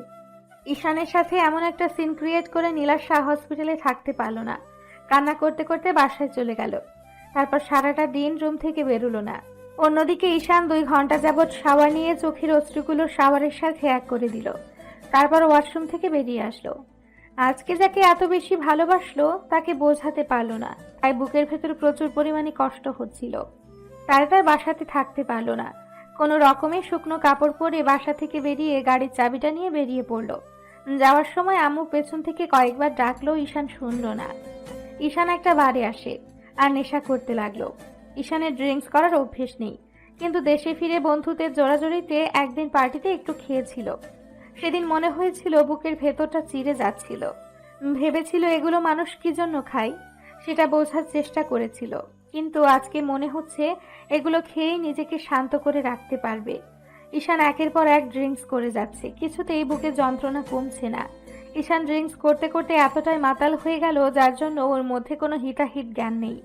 ও টেবিলে শুয়ে পড়ে আর বলতে আরম্ভ করে, কেউ আমাকে ভালোবাসে না, আর আমিও কাউকে ভালোবাসি না। আমি ওকে বোঝাতেই পারিনি কতটা ভালোবাসি। যেখানে আমাকে মেয়েরা চোখে হারায় সেখানে তুমি আমাকে এমন করে দূরে সরিয়ে দিলে। নিজের মায়া ফেলে ভালোবাসা শিখিয়ে এখন ভালোবাসাটা বুঝতে চাইলে না। তোমার কাছে আমি এতটাই তুচ্ছ হয়ে গেছি যার জন্য আমাকে ভালোবাসতে পারবে না। আমি তো একটা বাজে ছেলে। এখন থেকেই বাজে ছেলেটা আর তোমাকে ডিস্টার্ব করবে না। এখন থেকে আর একটু ডিস্টার্ব করব না, দেখো। ঈশান কথাগুলো বলতে বলতে সেখানেই ঘুমিয়ে পড়ল। তো রাত 1টা বেজে যাচ্ছে, তারপরও ঈশান বাসায় ফিরছে না। আম্মু কান্না করে পুরো বাসা মাথায় তুলে ফেলেছে। আব্বু বারবার বলছে, শাইলা, শান্ত হও। তোমার ছেলে একটু পরেই বাসায় চলে আসবে। তুমি কান্নাকাটি করছো কেন? কিছু হবে না। তুমি শুধু শুধু পাগলামি করছো। আর একটা কথা বলবে না এরপরও? তোমার মুখ দিয়ে কথা বেরোচ্ছে, এত কিছুর পরও তুমি নিজেকে স্বাভাবিক রাখতে পারছো? আমার ভাবতে অবাক লাগছে তুমি কি না এরকমভাবে নিজেকে স্বাভাবিক রাখতে পারছো। আসলে ছেলেটা তো আর তোমার একার নয়, আমারও। এই জন্য আমি নিজেকে কিছুতেই স্বাভাবিক রাখতে পারি না। আম্মুর কথায় উত্তর দেবার মতো আব্বুর কাছে কোনো উত্তর নেই। এটা ঠিক যে উনি শুধু স্ট্যাটাসের কথা ভেবে নীলাশাকে ওনার ছেলের থেকে দূরে সরিয়ে রাখছে। তো আম্মু অনেকক্ষণ যাবৎ কান্না করলো। তারপরও যখন আব্বু চুপ করে রইল, তখন আম্মু ঈশানের বন্ধু রাজকে কল করলো। তারপর কান্না করে সবটা বলল। সব শোনার পর রাজ বাসা থেকে বেরিয়ে ঈশানকে এদিক ওদিক খুঁজতে লাগলো। তারপর যখন পাচ্ছিল না, তখন ভাবলো ঈশান সেদিন যে বাড়ি গিয়েছিল হয়তো ওইখানটায় থাকতে পারে। রাজ বাড়ির একটা ওয়েটারকে কল করে জানতে পারলো ঈশান ওখানেই আছে। রাজ তাড়াহুড়ো করে বাড়ি চলে যায়। তারপর গিয়ে দেখে ঈশান পুরো মাতাল হয়ে গেছে। না কোনো রেসপন্স আছে আর না কোনো কথা বলছে। ও কোনো রকম বিলটা দিয়ে তারপর ঈশানকে নিয়ে বাসার উদ্দেশ্যে চলে যায়। ৮ ঘন্টা পর বাসায় পৌঁছে কলিং বেল দিলে আম্মু দরজা খুলে দেয়। রাজের কাঁধে ঈশানকে রেখে আম্মু কান্না জুড়ে দেয়। তখন রাজ বলতে আরম্ভ করে, কান্নাকাটি করবে না, দেখেন সব ঠিক হয়ে যাবে। ও হয়তো একটু বেশি ড্রিঙ্কস করেছে। সব দোষ এর আব্বুর রয়েছে। একটা সময় দেখো আমার ছেলেটা ওর আব্বুর জেদের জন্যই শেষ হয়ে যাবে। এর আব্বুর রাগ অভিমান আর না শেষ হবে না। উনি নিজের কথা ভেবে আমার ছেলের ভালোবাসাটা বারবার দূরে সরিয়ে দিচ্ছে। তুমি দেখো তোমার এই রাগ অভিমানের জন্য আমার ছেলেটা একটা সময় মারা যাবে। তার জন্য একমাত্র দায়ী থাকবে তুমি। রাজ ঈশানকে নিয়ে শুয়ে দিতে আম্মু কিছুক্ষণ ওর পাশে বসে কান্না করলো। আর রাজ দাঁড়িয়ে রইল। আম্মু ঈশানের জুতাটা খুলে দিয়ে এসিটা ছেড়ে দিয়ে ওর শরীরে একটা চাদর দিয়ে কান্না করতে করতে বেরিয়ে গেল। আর রাজ বলতে লাগলো, আন্টি আমি জানি না ঈশান কী জন্য এমন করছে, তবে মনে হচ্ছে অনেক কষ্ট পেয়েছে, তাই সব উল্টোপাল্টা জিনিস খেয়েছে। যদি কিছু মনে না করেন তাহলে আমাকে বলেন, যদি কোনো সমস্যা না হয় আমি চেষ্টা করব আমার সর্বোচ্চ দিয়ে সমাধান করার। আমি তো ওকে বেস্ট ফ্রেন্ড ভাবি, ও আমাকে বেস্ট ফ্রেন্ড ভাবে, তাহলে আমার বেস্ট ফ্রেন্ডের এরকম একটা অবস্থান কি করে আমি চুপ করে থাকবো বলেন? আম্মু কান্না করতে করতে সবটা বলল রাজকে। রাজ মাথা নিচু করে রইল। তারপর বলতে লাগলো, আন্টি আমি এই বিষয়টা জানতাম আর ঈশানকে বারণও করেছিলাম এই মেয়েটাকে ভালো না বাসতে, ওর কাছে না যেতে। তারপর ওর মায়ায় জড়িয়ে গেছে। আমি জানি এরকম কিছু ঘটতে পারে, তাই ওকে আগেই বারণ করেছিলাম, কিন্তু ঈশান আমার কোনো কথা শুনেনি। কি করবে বলেন, ভালোবাসাটা তো আর বলে কয়ে হয় না। হয়ে গেছে আর ঈশান বুঝতে পেরেছে, তখন এরকম পাগলামিটা করছে। আমি এর থেকে বেশি কিছু বলতে পারলাম না। এই মেয়েটা অনেক গরিব ঘরের, এই জন্যই হয়তো আঙ্কেল ওকে মেনে নিতে চাইছে না। আম্মু কান্না করতে লাগলো। তখন রাজ নিরুপায় হয়ে বাসা থেকে বেরিয়ে গেল। অন্যদিকে নীলাশা সারা রাত আর ঘুমোতে পারল না, কান্না করে বালিশ হয়ে গেল। আম্মু আব্বু ওকে অনেকবার জিজ্ঞেস করলো, তো এভাবে 2-3 দিন কেটে গেল। নীলাশা মন খারাপ করে থাকে হসপিটালেও। এখন ঈশান সকালে বাসা থেকে বের হয় আর সেই রাত 2টা-3টার দিকে বাসায় ফিরে। হয়তো আব্বু না হলে রাজকে বাসায় দিয়ে যায়। ঈশান প্রচন্ড পরিমাণে ড্রিঙ্কস করতে শুরু করেছে। তার ওপর যদি ওর আব্বু কিংবা আম্মু বারণ করে, আবার সেই ভাঙচুর করতে শুরু করে দেয়, নিজেকে কষ্ট দেওয়ার চেষ্টা করে। এর মাঝে ঈশান কয়েকবার হাত কেটে ফেলেছে, নিজেকে শেষ করে দেওয়ার চেষ্টা করেছে। ছেলের এমন অধঃপতন দেখে আম্মু প্রচন্ড পরিমাণে কান্না করে আর বারবার আব্বুর কাছে রিকোয়েস্ট করে বলে মেয়েটাকে মেনে নিতে। আর আব্বু তার উল্টো কাজটাই করে। এসব জানতে পারলে ঈশানের আব্বুর প্রতি যতটুকু ভালোবাসা ছিল সেটুকু শেষ হয়ে যাবে। তো আফজাল সাহেব অনেক ভেবেচিন্তে হসপিটালে আসে। তারপর নীলাশাকে ডেকে পাঠায়। নীলাশা অনুমতি নিয়ে ঢোকে। তারপর ওনার সামনে দাঁড়িয়ে বলে, আঙ্কেল আমাকে ডেকেছেন? হ্যাঁ ডেকেছি। আর তোমাকে কি জন্য ডেকেছি তুমি সেটা জানো। তুমি খুব ভালো আছো তাই না, এরকম একটা নাটক করে? নীলাশা মাথা নিচু করে রইল। ও জানে আফজাল সাহেব ওকে কিসের জন্য ডেকেছে। নীলাশা কিছুক্ষণ চুপ করে থেকে বলতে আরম্ভ করে, আঙ্কেল আমি জানি আপনি আমাকে ভুল বুঝবেন, কিন্তু আমি আপনার ছেলের পাগলামিতে কোনো সায় দেইনি। আমি জানি এই সম্পর্ক হবার না। আমি একটা গরিব ঘরের মেয়ে, আমি কি করে আপনার ছেলের বউ হতে পারি এটা আমি কখনোই ভেবে দেখিনি। আমি আপনার ছেলেকে ফিরিয়ে দেওয়ার চেষ্টা করেছিলাম, কিন্তু উনি বারবার পাগলামি করেছে। তার জন্য যদি আপনি আমাকে শাস্তি দেন কিংবা চাকরি থেকে বের করে দিতে চান তো দিতে পারেন। আমি এখান থেকে অনেক দূরে চলে যাব। আমি তোমাকে চাকরি ছেড়ে যেতে বলিনি, কিন্তু তুমি ওর সাথে কোনো কাজে সায় দিবে না যাতে আমার সম্মানটা ডুবে যায়। আমি তোমাকে এখানে চাকরি দিয়েছি, তার মানে এই না যে তুমি সেটার সুযোগ নিয়ে আমার ছেলের দিকে হাত বাড়াবে। আঙ্কেল আমার আব্বু আম্মু তেমন কোনো শিক্ষা দেয়নি। ওরা আমাকে শিখিয়েছে কার স্থান কোথায়। আমি আমার স্থানটা খুব ভালো করেই জানি। আমি সামান্য একজন নার্স। আমার সাজে না আপনার ছেলেকে নিয়ে স্বপ্ন দেখা। আমি যেখানে নিজেকে নিয়ে স্বপ্ন দেখতে ভুলে গেছি, সেখানে এত বড় স্বপ্নটা দেখা আমার জন্য অনেক অপরাধ হবে। তাই আমি এগুলো ভাবি না। আপনার যদি আমার কথাগুলো বিশ্বাস না হয় তাহলে আপনি আমাকে শাস্তি দিতে পারেন স্যার। আফজাল সাহেব আর কিছু না বলে কেবিন থেকে বেরিয়ে যেতে নীলাশা কান্না করতে করতে দেওয়ালের সাথে পিঠ ঠেকিয়ে নিচে বসে পড়ল আর বলতে লাগলো, সব দোষ আমার জন্যই সবটা হয়েছে। আমি যেখানেই যাই সেখানেই একটা না একটা ঝামেলা পাকাই। আল্লাহ কি জন্য যে সাদা চামড়ায় তা আমাকে দিতে গেল। এর থেকে তো কালো চেহারাই ভালো ছিল, তাতে অন্তত ছেলেরা আমার দিকে নজর দিত না। এই সুন্দর চেহারাটা আমার জন্য কালো হয়ে দাঁড়াতো না। আমি তো গোবরে পদ্ম ফুল হয়ে জন্ম নিয়েছি। এই পদ্ম ফুলটা যতই সুন্দর হোক কেউ তুলে বাসায় নিয়ে যাবে না। আল্লাহ, যে মানুষটার কপালে আমি নেই তাকে আমার জন্য কষ্ট দিও না। আমার কথাটা ছেড়েই দিলাম, তুমি অন্তত ওনাকে কষ্ট দিও না। আমি এগুলো সহ্য করতে পারছি না। তুমি এর শেষ কোথায় বলে দাও আমাকে। এভাবে পুরো একটা মাস কেটে গেল। এর মাঝে ঈশান নিজের বেহাল দশা করে ফেলেছে, পুরো পাগল হয়ে গেছে। এদিক ওদিকে দৌড়ে বেরিয়েছে। আর সেদিনের পর থেকে ঈশান আর হসপিটালে যায়নি। এর মাঝে কয়েকবার ঈশানের সাথে নীলাশার রাস্তায় দেখা হয়েছে। নিশান ওকে খেয়াল করেনি, কিন্তু নীলাশা ওকে দেখলে নিজেকে আড়াল করে রেখেছে। নীলাশা খুব কাছ থেকে দেখেছে আগের সেই হ্যান্ডসাম স্মার্ট স্টাইলিশ ছেলেটা কেমন পাগলের মতো হয়ে গেছে।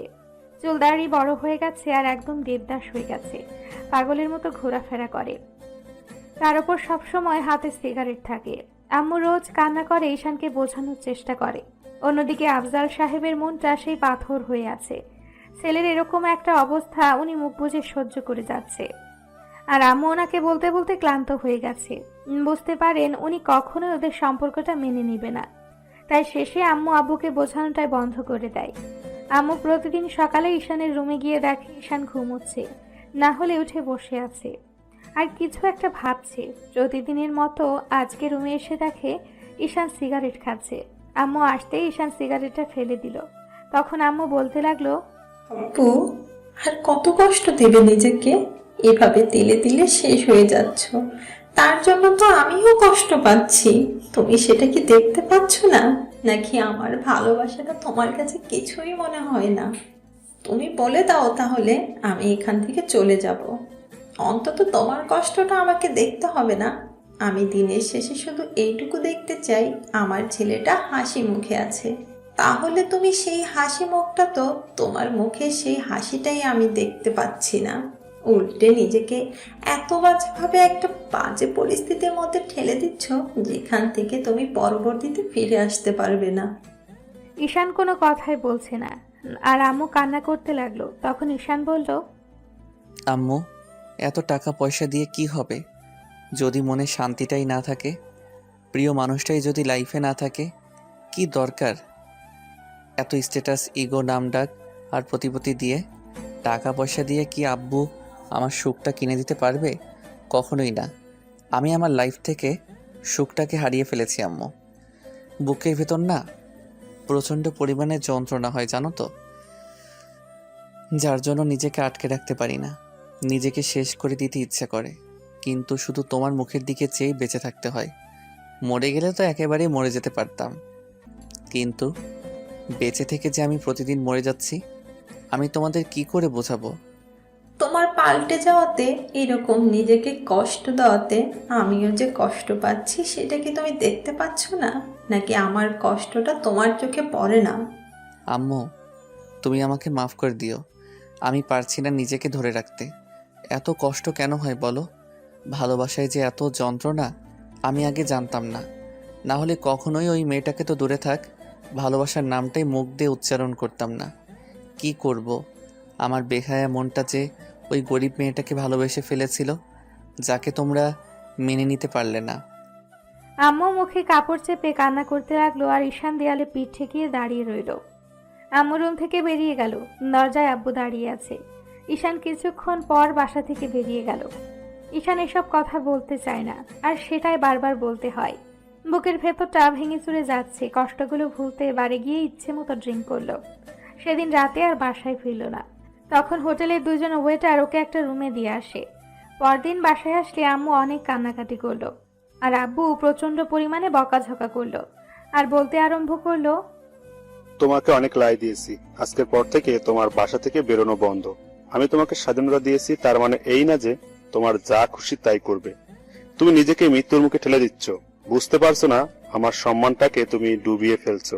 এসব আজে বাজে সাইপাস খেয়ে নিজের শরীরটাকে তো শেষ করে দিচ্ছ, আর তোমার আম্মুকেও কষ্ট দিচ্ছ, আর আমার টেনশন বাড়াচ্ছ। আমি তো বলিনি তোমাদের আমাকে নিয়ে টেনশন করতে। তোমার কিসের টেনশন? তোমার তো সব টেনশন দূর হয়ে গেছে। আমি তো আর ওই মেয়েটার কাছে যাচ্ছি না, না অন্য কোনো মেয়ের সাথে রাত কাটাচ্ছি, যার জন্য তোমার সম্মানটা ধুলোর সাথে মিশে যাচ্ছে। আব্বু ঈশানের এরকম ধারা কথাটা শুনেই রেগে ঠাস ঠাস করে ওর গালে 2টা থাপড় মেরে দিল। ঈশান আর রাগটাকে কন্ট্রোল করতে না পেরে পাশে থাকা একটা কাঁচের গ্লাস হাতে নিয়ে দেয়ালের সাথে জোরে সোরে কয়েকটা ঘুষি দিল আর বলতে আরম্ভ করলো, বাসা থেকে তোমার জন্য বেরোবো না সেটাই ঠিক হবে তো? তাহলে থাকবো বাসার মধ্যে এখন থেকে। ঈশান রুমে গিয়ে দরজা সজোরে লাগিয়ে দিল। আম্মু দরজার সামনে গিয়ে কিছুক্ষণ কান্নাকাটি করলো আর ডাকাডাকি করতে লাগলো। ঈশান আর কারো কথাই শুনলো না। ও এই একটা মাসে পুরো পাগলের মতো হয়ে গেছে। অন্যদিকে রাজ এই বিষয়টা নীলাশাকে জানিয়েছে, কিন্তু ও নিরুপায়, কী বা করতে পারে। উল্টো যখন ঈশানের কথা মনে হয় তখন প্রচন্ড পরিমাণে কান্না করে, কাউকে বলতেই পারে না। আব্বু আম্মু ওকে এরকম চুপচাপ থাকতে দেখে ওকে অনেকবার জিজ্ঞাসা করেছে কি হয়েছে। নীলাশা তারপরও কিছুই বলেনি। এভাবে আরও 4-5টা দিন কেটে গেল। এর মাঝে বাসা থেকে ঈশান আর বের হয়নি, খাওয়া দাওয়াটাও বন্ধ করে দিয়েছে। এখন রুম থেকেও আর বের হয় না। আব্বু আম্মু রুমের সামনে এসে দরজা ধাক্কাধাক্কি করলে ঈশান বারবার বলেছে, এভাবে যদি বারবার আমাকে ডিস্টার্ব করতে থাকো তাহলে নিজেকে শেষ করে দিব। আমাকে ডিস্টার্ব করো না, তোমরা কেউ আমাকে ডিস্টার্ব করবে না। আর যদি বেশি ডিস্টার্ব করো তাহলে এই পৃথিবী থেকে চলে যাব, যেখানে গেলে আর খুঁজেই পাবে না। ঈশানের এখন শরীরের বেহাল অবস্থা, শরীরে যেন আর কোনো শক্তি অবশিষ্ট নেই। তারপর রুমের মধ্যে শুয়ে বসে সিগারেট খায়। আম্মু ঈশানের কর্মকাণ্ডের জন্য শুধু আব্বুকেই দায়ী করছে। সেই কবে থেকে আম্মু আব্বুকে কথাগুলো বলা বন্ধ করে দিয়েছে। 7ম দিনের মাথায় আব্বু রাতে বাসায় আসলে আম্মু আব্বুর পা জড়িয়ে ধরে কান্না করে বলতে লাগলো, ওগো, তুমি আমার ছেলেটাকে বাঁচতে দাও। তুমি ওর উপর এতটা জুলুম করো না। ও অন্যায় করে থাকলে তার শাস্তি আমাকে দাও। তারপরও ওকে এরকম করে শাস্তি দিও না। আমি আমার ছেলেটাকে নিয়ে অনেক দূরে চলে যাব। ঈশান ওই মেয়েটাকে বিয়ে করলে তো তোমার সমস্যা। ওর সাথে তুমি ঈশানকে মেনে নিতে পারবে না, তো তোমার সম্মানে দাগ লেগে যাবে। তেমন কিচ্ছু হবে না। তার আগেই আমি এখান থেকে অনেক দূরে চলে যাব। তারপরও আমার ছেলেটাকে দয়া করে একটু বাঁচতে দাও। ওর ভালোবাসাটাকে এইভাবে কেড়ে নিয়ে ওকে নিঃস্ব করে দিও না। আমাকে একটু দয়া করো। আমি আমার ভালোবাসা থেকে তোমার কাছে ভিক্ষে চাইছি। আমার ছেলের জীবনটা ভিক্ষে দাও। আম্মুর এত আকুতি মিনতির পরও আব্বু কিছুই বলছিল না। আম্মু আধ ঘন্টা যাবৎ ওনার পা জড়িয়ে ধরে কান্না করলো, কথাগুলো বলল। তারপর যখন আব্বু শুনলো না তখন আম্মু কান্না করতে করতে রুম থেকে বেরিয়ে গেল। অন্যদিকে ঈশানের শরীরের বেহাল দশা হয়ে গেছে। কেউ আর ওই দিনের পর থেকে ঈশানের রুমে যেতে পারেনি। আম্মু যতবার রুমে যাওয়ার চেষ্টা করেছে ঈশান ততবার নিজের ক্ষতি করে দিবে বলেছে, কিন্তু এখন যেন শরীর আর চলছিল না। যেটুকু শক্তি অবশিষ্ট ছিল নেশা করে সেটাকে যেন শেষ করে দিয়েছে। এখন নিঃশ্বাসটা ত্যাগ করাটাই সময়ের ব্যাপার হয়ে গেছে। বিছানা ছেড়ে আর উঠতে পারছে না, আর রুমেও কেউ যেতে পারে না, যার জন্য কেউ ঈশানের অবস্থাটা দেখতে পারছে না। রাতে ঈশান শুয়ে শুয়ে ভাবছে এরপর হয়তো আর কখনো পৃথিবীর আলোটাই দেখা হবে না, কারণ শরীরটাই আর সায় দিচ্ছে না। এই মুহূর্তে খুব ইচ্ছে করছিল প্রিয়সীর মুখটা একবার দেখতে, যার জন্য এত কঠিন আয়োজন। হয়তো সেই সুযোগটা আর কখনো হবে না। তাই ফোনের গ্যালারিতে থাকা নীলাশার একটা ছবি বের করে ওর মায়াবী চেহারাটা বারবার দেখতে লাগলো। তারপর একটা সময় নিজেই বলতে লাগলো, খুব বেশি ভালোবেসে ফেলেছিলাম তো, ওই জন্য বুঝতেই পারলেন না প্রেয়সী। তোমাকে আর কি বোঝাবো, যেখানে আব্বু আম্মুকে বোঝাতে পারলাম না, আর তুমি তো অন্যের মেয়ে ছিলে। আমার আর কিছু বোঝানোর নেই তোমাকে। আজকের পর হয়তো তোমাকে আর দেখতে পারবো না। সামনে থেকে দেখতে না পারলেও ফোনে তোমাকে একবার শেষবারের মতো দেখে নিলাম পাগলি। তবে জানো তো পাগলি, আমি যদি কখনো আল্লাহর কাছে কিছু চাওয়ার সুযোগ পাই না, শুধু তোমাকেই চাইব। ভেবে নিব হয়তো আমার কপালে তুমি ছিলে না। তবে একটা কথা মনে রেখো, ভুলেও কখনো কাউকে ভালোবেসে ফেলো না, না হলে আমার কষ্টটা সেদিন বুঝতে পারবে। বুকের মাঝে প্রচন্ড পরিমাণে যন্ত্রণা হচ্ছে, তাই আর থাকতে পারল না। আস্তে আস্তে ঈশানের চোখ জোড়া বন্ধ হয়ে আসলো। পরদিন যখন আম্মু ওকে ডাকতে আসলো তখন ঈশানের কোনো সাড়া শব্দই পাচ্ছিল না। তখন আম্মু কান্না করতে করতে পুরো বাড়ি মাথায় করে ফেললো। আব্বু দৌড়ে এসে বলতে লাগলো, শাইলা, কি হয়েছে? এভাবে চিৎকার করছো কেন? ওগো, আমার ছেলেটা মনে হয় উল্টোপাল্টা কিছু করে ফেলেছে। প্লিজ তুমি দরজা ভেঙে ফেলো। ও কথা বলছে না। আমি সেই আধ ঘন্টা যাবৎ ছেলেটাকে ডেকেই যাচ্ছি। ও যেটা বলেছিল সেটাই করেছে। দেখেছো, তোমার রাগের কাছে আমার ছেলেটাকে হারিয়ে ফেলেছি। এর মাঝে বাসার কাজের লোকগুলোও সেখানে আসলো। আব্বু কাজের লোকের সাহায্যে দরজাটা ভেঙে ফেলল। ঈশান বিছানায় এলোমেলো হয়ে পড়ে আছে। আব্বু গিয়ে ওকে ডাকতে লাগলো। ঈশানের কোনো সাড়া শব্দ নেই। আম্মু কান্না করতে করতে ফোনটা হাতে নিয়ে খেয়াল করলো সেখানে একটা মেয়ের ছবি। বুঝতে বাকি রইল না এই মেয়েটার জন্যই ছেলের এমন পাগলামি। আব্বু অনেক ডাকাডাকি করেও কোনো কাজ হলো না। তখন কাজের লোকের সাহায্যে ধরাধরি করে ঈশানকে ওদের হসপিটালে নিয়ে গেল। আজহার সাহেব চিৎকার করে ডাক্তার ডাকতেই ডাক্তার এসে ওনার সামনে দাঁড়ালো। আর ঈশানের এমন অবস্থা দেখে বলতে আরম্ভ করলো, আফজাল সাহেব, ছেলের এই অবস্থা কেন? কি হয়েছে? ডক্টর, আগে আমার ছেলেকে বাঁচান। নার্স, কুইক অক্সিজেন রেডি করো, ওকে থিয়েটারে নিয়ে চলো। ডাক্তারের কথাতে তাড়াহুড়া করে নীলাশা আসলো। আর এসে যাকে দেখলো তাকে দেখার পর বুকের ভেতর কেঁপে উঠল। ও চোখ দিয়ে আপনা আপনি পানি বের হতে শুরু করলো। তারপরও সবকিছু ভুলে গিয়ে ঈশানকে নিয়ে স্ট্রেচারে করে অপারেশন থিয়েটারের দিকে নিয়ে যেতে লাগলো। নীলাশা ঈশানের মুখের দিকে তাকিয়ে আছে। ওর প্রচন্ড পরিমাণে ভয় হচ্ছে। মনে হচ্ছে এই মানুষটা ওর থেকে দূরে চলে যাবে। হয়তো আর কখনো এই মানুষটার মুখটা দেখতে পারবে না। অপারেশন থিয়েটারে নিয়ে যেতে ডক্টর অপারেশন শুরু করে দেয়। আর বুঝতে পারে অনেকগুলো ঘুমের ওষুধ খেয়ে নিয়েছিল, যার জন্য শরীরের অবস্থা খারাপ হয়ে গেছে। আর না খেয়ে থাকার ফলে শরীরটা নিঃশেষ হয়ে গেছে। নিঃশ্বাস নিতেই ওর কষ্ট হচ্ছে। 1 ঘন্টা পর ডক্টর বেরিয়ে আসে। তারপর বেরিয়ে আসতেই আম্মু বলতে আরম্ভ করে, ডক্টর, আমার ছেলের কি অবস্থা? ও বাঁচবে তো? আমি ওকে আবার সেই আগের মতো অবস্থায় ফিরে পাবো তো? ও আমাকে আম্মু বলে ডাকবে তো? ম্যাডাম, আপনি শান্ত হন। ঈশান ঠিক আছে, আসলে অনেকটা টেনশন করেছে। আর অনেক দিন যাবৎ খাবারটাও ঠিক মতো খায় না।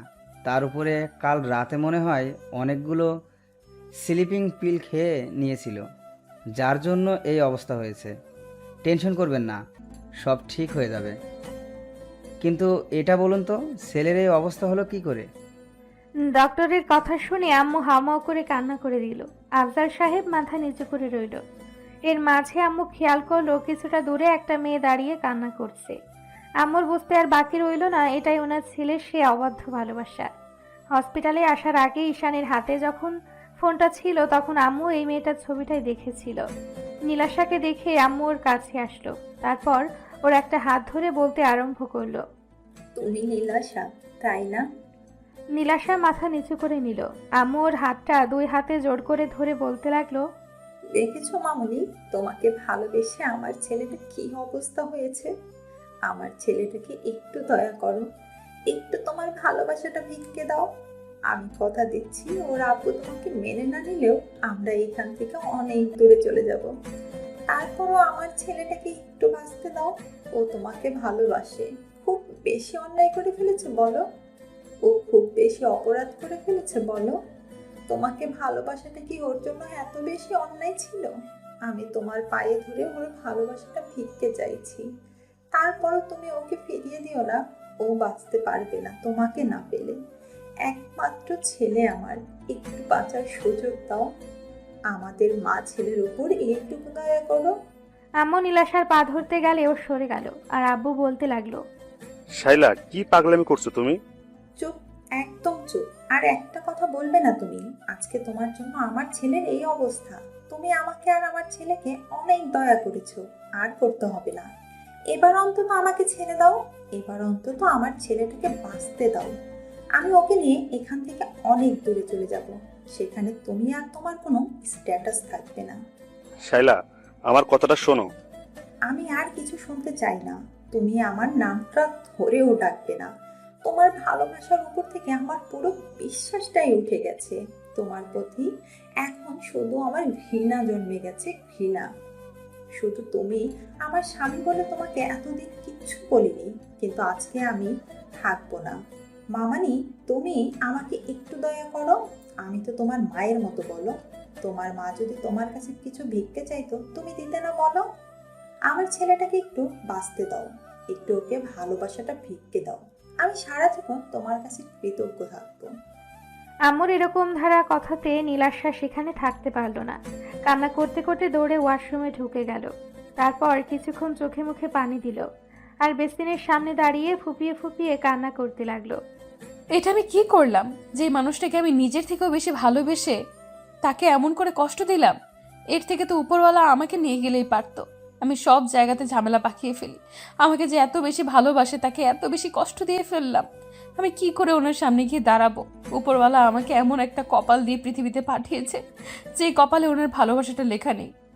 এর মাঝে ঈশানের সব ফ্রেন্ড বিষয়টা জানতে পেরে হসপিটালে চলে আসছে। আর রাজ এসে আম্মুকে একটা জায়গায় নিয়ে জোর করে বসালো। আর আম্মু বারবার ওকে বলতে লাগলো, রাজ, আমার ছেলেটাকে আবার আগের মতো ফিরিয়ে দে আপু। আমি ওকে ছাড়া থাকতে পারবো না। তুই তো জানিস ও আমার একমাত্র ছেলে। তুইও তো আমার ছেলের মতো বল। তুই তোর বন্ধুকে একটু বল না। আমি ওকে নিয়ে এখান থেকে অনেক দূরে চলে যাব। ওই মেয়েটাকে আমি অনেক বুঝিয়েছি, ও তারপরও নিজের জেদের কাছে অটল। হয়তো ঈশানের আব্বুর জন্য ওকে এমন করে দূরে সরিয়ে দিচ্ছে। আমি বুঝতে পেরেছি ও হয়তো ঈশানকে ভালোবাসে, কিন্তু নিজের অবস্থানের কথা ভেবে ওকে দূরে সরিয়ে দিচ্ছে। আম্মু অনেকক্ষণ যাবৎ রাজের একটা হাত ধরে কান্নাকাটি করতে লাগলো। রাজ আর উপায় না পেয়ে নীলাশাকে খুঁজতে লাগলো। তারপর নীলাশাকে খুঁজে পেল হসপিটালের এক কোনায়। নীলাশা দেওয়ালে পিঠ ঠেকিয়ে কান্না করছে। এমন কিছু দেখে রাজ বলতে আরম্ভ করলো, এ কি, আপনি কান্না করছেন কেন? আপনার তো খুশি হবার কথা। যে মানুষটাকে আপনি এমন করে ইগনোর করছেন, যে আপনাকে ভালোবাসে, তাকে তো দূরে সরিয়ে দিয়েছেন। ছেলেটাকে এমন করে কষ্ট দিতে পেরেছেন, তাহলে আপনার না খুশি হবার কথা। তাহলে কান্না করছেন কেন? আপনি তো আজকে হাসবেন, অনেক বেশি খুশি হবেন, তাহলে কান্না করছেন কেন? ভাইয়া, আপনি আমাকে মাফ করে দিবেন। আমি নিরুপায়। আমি পারবো না ওনাকে নিজের কাছে টেনে নিতে, না ওনার বুকের ঠাঁই খুঁজে নিতে।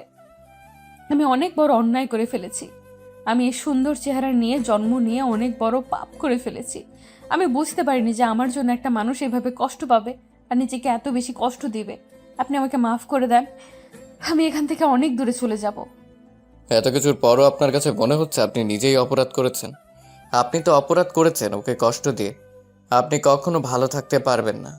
আমি বলে দিচ্ছি, আজকে ওর যদি কিছু হয়ে যেত না, এর জন্য একমাত্র আপনি দায়ী থাকতেন। আপনি কখনো ভালো থাকতে পারবেন না। আর যদি কখনো কাউকে ভালোবেসে ফেলেন না, তাহলে বুঝতে পারবেন এই ভালোবাসার মধ্যে কতটা যন্ত্রণা রয়েছে। আমি নিরুপায়। আমি ওনাকে নিজের কাছে টেনে নিতে পারিনি। আপনি আমাকে মাফ করবেন। আমি জানি আপনি আঙ্কেলের জন্য এরকম করেছেন, কিন্তু আপনি তো একটাবার ওকে বলতে পারতেন যে আপনার অবস্থানের দিক থেকে আপনি ওকে ভালোবাসতে পারছেন না। অন্তত আমাকে বলতে পারতেন। আমি তো বারবার এসে আপনাকে জিজ্ঞেস করেছিলাম কী জন্য আপনি এমনটা করছেন। অন্তত ঈশানের আম্মুর কাছে বলতে পারতেন। আমি তো বলেছিলাম যে ওর আম্মু কতটা কান্নাকাটি করছে। ওর আম্মু সব কিছুতেই রাজি আছে, শুধু উনি ওনার ছেলের মুখে হাসি দেখতে চায়। আর আপনি কি করলেন? ওকে এমন করে ইগনোর করলেন, যার জন্য ছেলেটার এমন একটা অবস্থা। আজকে ছেলেটা মরে গেলেই হয়তো আপনি খুশি হতেন না। প্লিজ ভাইয়া, চুপ করুন। এসব বাজে বাজে কথা বলবেন না। ওনার কিচ্ছু হবে না। আমি মরে যাব সেটাই ঠিক হবে। আমি চলে গেলেই তো কেউ কষ্ট পাবে না, সেটাই ভালো হবে। বুঝেছি, আপনার সাথে কথা বলে কোনো লাভ নেই। এইসব বিষয় নিয়ে আপনাকে বলবো না। ঈশানের আম্মু ওকে নিয়ে অনেক দূরে চলে যাবে। আন্টি বুঝতে পেরেছে আপনি ঈশানকে ভালোবাসার পরও কখনোই মেনে নেবেন না। রাজ গিয়ে আম্মুর সাথে কথা বলল। সব শোনার পর আম্মু বলতে লাগলো, আমার সব বোঝা হয়ে গেছে, কেউ কারো জন্য না। আমি আমার ছেলেকে নিয়ে এখান থেকে অনেক দূরে চলে যাব। সারাটা দিন ঈশানের জ্ঞান ফিরল না। রাত 12টার দিকে নীলাশা বাসায় যেতেই ওর আব্বু বলতে আরম্ভ করলো, মামনি, তোমার সাথে আমার কিছু কথা আছে। নীলাশা আব্বুর সামনে দাঁড়াতেই উনি বলতে আরম্ভ করলো, শোনো মামনি, আমি তোমার বিয়ে ঠিক করে ফেলেছি। কিছুদিন যাবৎ ভেবেছি তোমার বয়স হয়েছে, আমাদেরও বয়স হয়েছে, যে কোনো সময় আমরা চোখ বন্ধ করে নিতে পারি। তাই আমি চলে যাওয়ার আগে চাই আমার মেয়েটা কোথাও ভালো আছে সেটা দেখে যেতে। কিন্তু আব্বু। আর কোনো কিন্তু নাই, আমি যেটা বলেছি সেটাই হবে। তুমি বা কতদিন এভাবে থাকবে বলো? আব্বু, আমি চলে গেলে তোমাদের কি হবে? আমি যদি বিয়ে করে এখান থেকে চলে যাই তাহলে তোমাদের কে দেখবে? সেটা তোমাকে দেখতে হবে না। ছেলেপক্ষ সবই শুনেছে, ওরা সবটা জেনেই শুনেই রাজি হয়েছে।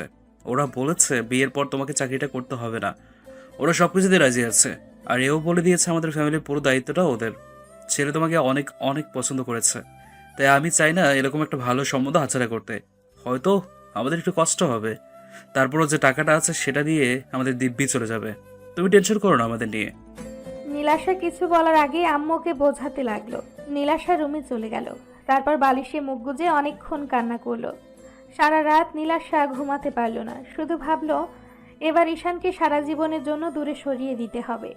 পরদিন নীলাশা হসপিটালে আসতেই বুঝতে পারলো ঈশানের জ্ঞান ফিরেছে। আরও প্রচণ্ড পরিমাণে পাগলামি করছে।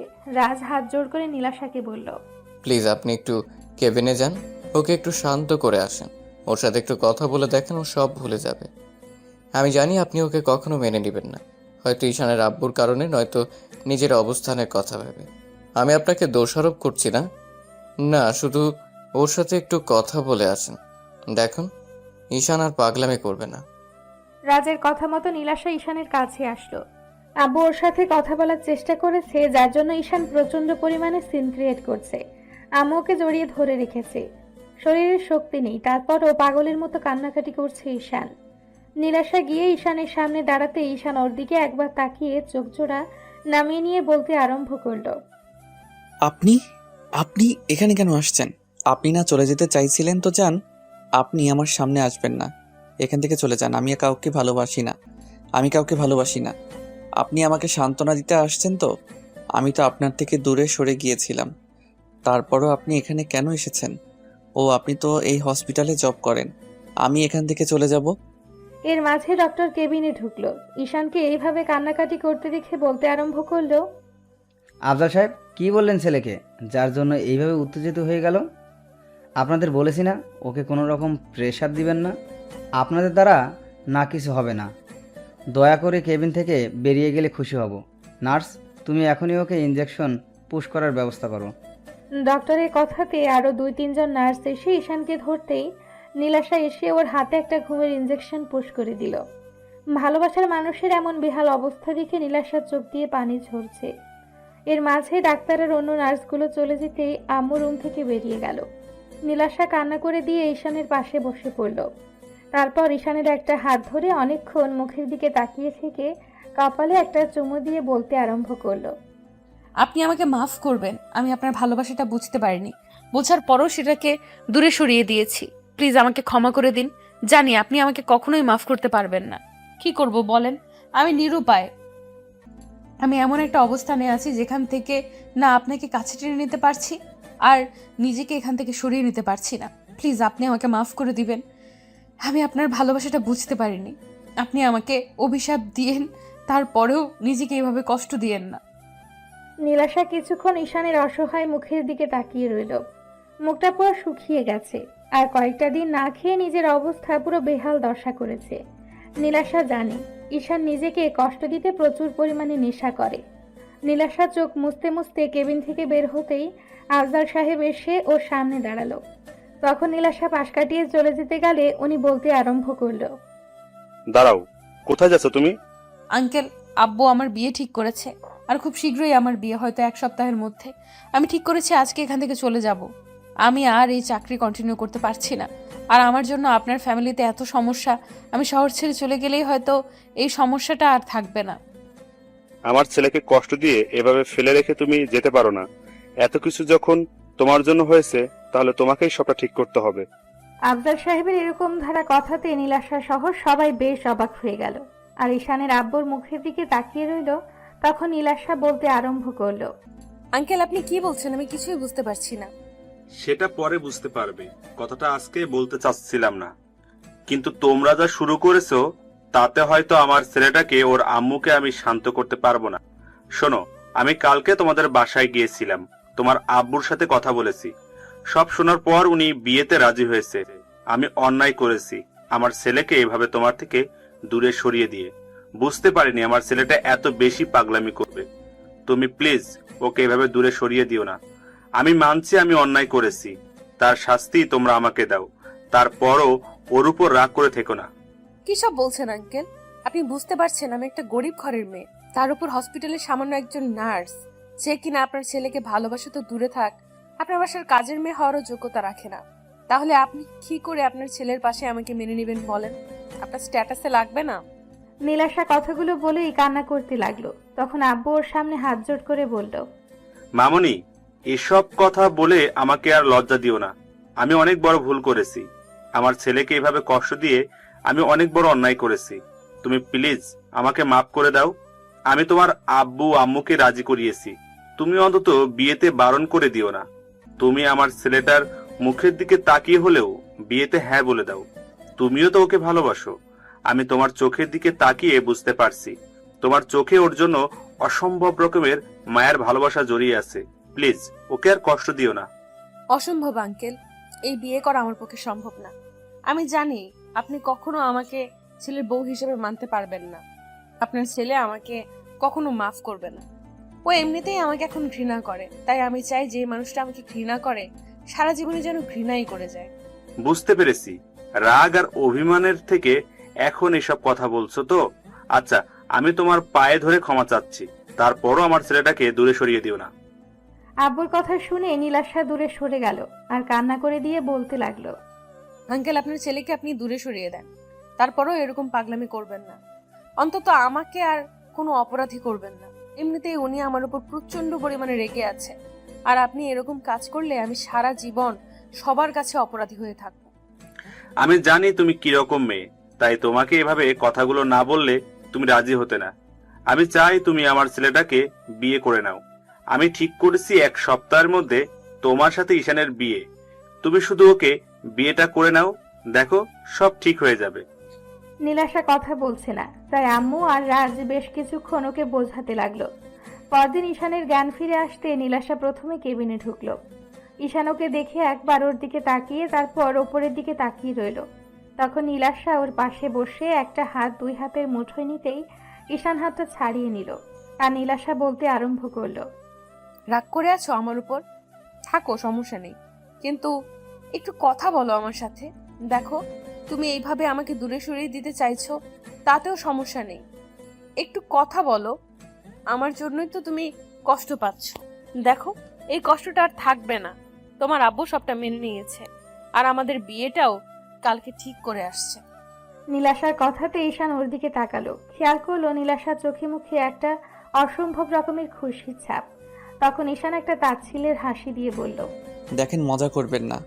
আমার মধ্যে সব মজা করার মতো কোনো শক্তি আর অবশিষ্ট নেই। মরেই যেতাম, শুধু আম্মুর জন্য সুইসাইডটাই করিনি। এসব কথা বলে আমাকে হাসাবেন না। আমার মধ্যে হাসার মতো কোনো শক্তি নেই। আপনি যে আমাকে ভালোবাসেন না সেটা আমি জানি। আব্বু জোরপূর্বক আপনার সাথে আমার বিয়েটা ঠিক করেছে, তো শুধু আমাকে বাঁচানোর জন্য, তাই না? আপনি চলে যান, আমাকে আপনার বিয়ে করতে হবে না। আমি মরবো না। উপরওয়ালা আমাকে ঠিক যতদিন বাঁচিয়ে রাখবে আমি ঠিক ততদিনই বেঁচে থাকবো, এতে আপনি চান বা না চান। ঈশানের কথাতে নীলাশা ফুপিয়ে কান্না করে দিল। তখন ঈশানের একটা হাত 2 হাতের মুঠোয় নিয়ে চুমু দিতে দিতে বলতে আরম্ভ করলো, এই প্লিজ এরকম কথা বলো না। আমার প্রচন্ড পরিমাণে ভয় হয়। তুমি জানো তোমার এই অবস্থা দেখে আমার কতটা কষ্ট হয়েছিল। মনে হয়েছিল আমি নিজেকে শেষ করে দেই। তুমি এরকম একটা কাজ কেন করতে গেলে? এইসব বলে আমাকে কষ্ট দিও না প্লিজ। তুমি এইসব বললে আমার প্রচন্ড পরিমাণে ভয় হয়। তুমি আমাকে বলো তোমাকে ভালোবেসে আমার মরে যেতে হবে, আমি সেটা করে নেব। তারপরও এইসব কথা আর কখনো বলবে না প্লিজ। দেখেন নার্স ম্যাডাম, আমার হাত ধরবেন না, ছেড়ে দিন। আমি তো একটা দুশ্চরিত্র লম্পট ছেলে। আপনাকে শুধু শারীরিক চাহিদার কারণে কাছে টেনে নেই। এখন শরীরের চাহিদাটা আমি মিটিয়ে ফেলেছি, তাহলে এখন আপনি আমার কাছে আসছেন কেন? যান, এখান থেকে চলে যান। আমি না কাউকে ভালোবাসি, না কেউ আমাকে ভালোবাসে। কারো ভালোবাসারই আমার দরকার নেই। যেখানে নিজের আব্বু আম্মুই আমাকে বুঝতে পারিনি, সেখানে তো আপনি আমার রক্তের সম্পর্কের কেউ না। সত্যি দূরে চলে যাব। সত্যি আমি তোমার কেউ নই। হয়তো আমি তোমার রক্তের সম্পর্কের কেউ নই, কিন্তু তোমার আত্মার সাথে আত্মার সম্পর্কের একজন মানুষ, যাকে কিনা তুমি এত ভালোবাসো। তুমি আমার ওপর রাগ করে এরকম কথা বলছো, তাই না? আচ্ছা ঠিক আছে, আমি এখান থেকে চলে যাচ্ছি। তবে এইটুকু শুনে রাখো, আমি তোমার লাইফ থেকে কোথাও যাচ্ছি না।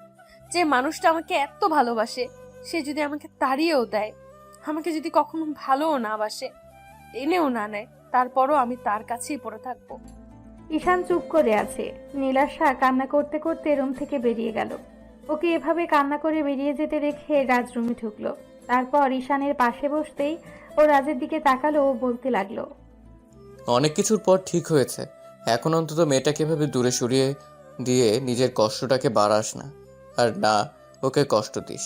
তুই যত পারিস ওর উপর রাগ দেখা, তারপরে এমন কিছু করিস না যার জন্য সবকিছু নষ্ট হয়ে যায়। আমি তো বলিনি আমার জন্য সবাইকে কষ্ট করতে কিংবা আমার সাথে এই মেয়েটার বিয়ে ঠিক করতে। তাহলে তোরা শুধু শুধু এসব করলি কী জন্য বল? দেখ, তোর রাগ করাটাই স্বাভাবিক, কিন্তু তুই যতই রাগ দেখাস না কেন, দিন শেষে কিন্তু তুই ওকে ভালোবাসিস। তাই আমি বলবো তুই বিয়েটা করে নে। হয়তো মেয়েটার উপর কিছুদিন রাগ করে থাকবি, ওর দিক থেকে তুই মুখ ফিরিয়ে নিবি। তারপর যখন মেয়েটা কান্না করবে তখন তুই সেটা সহ্য করতে পারবি না। তুই তো বলতি তুই ওর কষ্ট সহ্য করতে পারিস না, যার জন্য লুকিয়ে ওকে অনেক হেল্প করেছিস। তারপর মেয়েটা তো এখন কষ্ট পাচ্ছে শুধু তোর জন্য। তাই আমি বলি কি, বিয়েটা করে নে। দরকার পড়লে ওকে কিছুদিন কষ্ট দিস, তারপর না হয় মেনে নিস। তারপর এমন কিছু করিস না যার জন্য মেয়েটা উল্টো পাল্টা কিছু একটা করে বসে। আব্বু আম্মু ঈশানের সাথে কথা বললো, কিন্তু ঈশান আব্বুর সাথে কথা বলাটাই বন্ধ করে দিয়েছে। আব্বু হতাশ হয়ে রুম থেকে বেরিয়ে যেতে আম্মু কিছুক্ষণ ঈশানকে বোঝালো। ঈশান সিদ্ধান্ত নিল বিয়েটা করে নিবে। তো আরও 2-3টা দিন ওকে হসপিটালে থাকতে হলো। আর এই 2-3টা দিন নীলাশা একজন স্ত্রী যেমন স্বামীর সেবা করে ঠিক তেমন করেই গেছে। একটা মুহূর্তের জন্য পাশ থেকে সরেনি। আফজাল সাহেব ওকে জবটা ছেড়ে দিতে বললেও নীলাশা ছাড়েনি, শুধু ঈশানের জন্য। নীলাশা বলেছে যেদিন ঈশান সুস্থ হয়ে যাবে সেদিন জবটা ছেড়ে দিবে। নীলাশা ঈশানের এতটা কাছাকাছি থেকেছে, তারপরও ঈশান ওর সাথে কোনো কথাই বলেনি, যার জন্য নীলাশা ঈশানের সামনেই কান্না করেছে। ঈশান জানে মেয়েটাকে ভালোবাসে, কিন্তু কেন যে তখন দূরে সরিয়ে দিয়েছিল। তো হসপিটাল থেকে বাসায় ফিরলে 7 দিনের মাথায় ওদের বিয়েটা বিশাল আয়োজনের মধ্যে দিয়ে হয়ে যায়। আর বিয়ের সময় ঈশান বেশ অন্যমনস্ক ছিল, যার জন্য নীলাশার খুব বেশি ভয় হচ্ছিল। না না, ও হয়তো আমার উপর একটু রেগে আছে, একটা সময় ঠিকই আমাকে মেনে নেবে। ঈশান তো আমাকে প্রচন্ড পরিমাণে ভালোবাসে, তাহলে ইগনোর কেন করবে? বিয়ের সব কার্যক্রম শেষ করে ঈশান নীলাশাকে নিয়ে বাসায় আসে। তারপর আম্মুদের বরণ করলে সব ফর্মালিটি শেষে ঈশান একাই ছাদে চলে যায়। গিয়ে দেখে ওর বন্ধুরা বসে আড্ডা দিচ্ছে। ঈশানও অনেকদিন পর বন্ধুদের সাথে প্রাণ খুলে আড্ডা দিল। রাজ ঈশানকে অনেক বোঝালো আর নীলাশাকে কষ্ট না দিতে বারণ করলো। ঈশান কোনো কথাই বলল না। 12টার দিকে আম্মু এসে ডেকে গেলে ঈশানও বাধ্য ছেলের মতো রুমে চলে আসে। দরজা আটকে দিয়ে বিছানার দিকে তাকালো। নীলাশা বিছানার মাঝখানে বসে যে ইয়া বড় একটা ঘোমটা দিয়ে বসে আছে। ঈশানের মনে হচ্ছিল একটা পরী বসে আছে। ঈশান একবার ওর দিকে তাকালো। তাকাতে নীলাশার করা অবহেলা আর ওর দেওয়া কষ্টগুলোর কথাগুলো মনে পড়ে গেল। মনে হতে লাগলো এই মেয়েটাকে এত ভালোবাসে আর সে ওকে এমন করে কষ্ট দিল। তো ঈশান এসে নীলাশার সামনে দাঁড়াতেই ও উঠে এসে ঈশানের পায়ে হাত দিয়ে সালাম করতে গেল। তখন ঈশান বলল, থাক, যাকে ভালোবাসো না তাকে এত বেশি সম্মান দেখাতে হবে না। ঈশান কথাগুলো বলেই আলমারির দিকে চলে গেল আর নীলাশা সেখানেই মাথা নিচু করে দাঁড়িয়ে রইল। ঈশান কথাগুলো বলেই আলমারির দিকে চলে গেল আর নীলাশা সেখানেই মাথা নিচু করে দাঁড়িয়ে রইল। ঈশানের মুখে এমন কথা শুনেই নীলাশার বুকের ভেতরটা কেঁপে উঠেছিল। ঈশান আলমারি থেকে কিছু একটা বের করে এনে তারপর বিছানার উপর রেখে নীলাশার হাত ধরে টানতে টানতে ওকে বিছানায় মুখোমুখি বসিয়ে দিয়ে অনেকগুলো টাকা বের করে ওর সামনে রেখে বলতে লাগলো, এটা তোমার দেনমোহরের টাকা, পরিশোধ করে দিলাম। এতে আমি বেঁচে থাকি কিংবা মরে যাই, তারপরও তোমার আর কোনো দাবি দাওয়া আমার কাছে থাকবে না। ঈশান কথাগুলো বলতেই নীলাশা হাত দিয়ে ওর মুখটা আটকে দিল।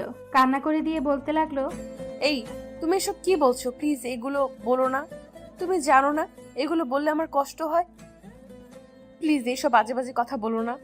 তুমি রাগ করে আছো আমার উপর, কিন্তু তাই বলে এইসব কি বলতেছো তুমি? থাক, এখন আর ভালোবাসা দেখাতে হবে না। বিয়ে হয়েছে তো এখন স্ত্রীর দায়িত্বটা পালন করছেন, তাই না? এই মিথ্যে ভালোবাসাটা আর আমাকে দেখাতে হবে না। নীলাশা কান্না করতে লাগলো। তখন ঈশান ওকে রেখে বিছানা থেকে একটা বালিশ আর একটা চাদর নিয়ে যখনই সোফার দিকে যেতে নিবে তখনই নীলাশা ঈশানের একটা হাত ধরলো আর কান্না করে করে বলতে লাগলো, এই তুমি এদিকে কোথায় যাচ্ছ? তোমার কি মনে হয় এত কিছুর পরও আমি তোমাকে বউ হিসেবে মেনে নিব আর তোমাকে ভালোবাসবো, সেটা তোমার ভুল ধারণা। আমার ভালোবাসাটা ওই দিনই মরে গেছে, যেদিন তুমি আমাকে ওরকম বাজে কথাগুলো শুনিয়েছ, দূরে সরিয়ে দিয়েছ, যার জন্য এতটা যন্ত্রণাটা পেয়েছি। কিন্তু ভালোবাসাটা তার জন্য বেঁচে নেই। এখন শুধু পাহাড় সমান ঘৃণাটাই তোমার জন্য বেঁচে আছে। না না, তুমি রাগ করে এসব কথা বলছো, তাই না?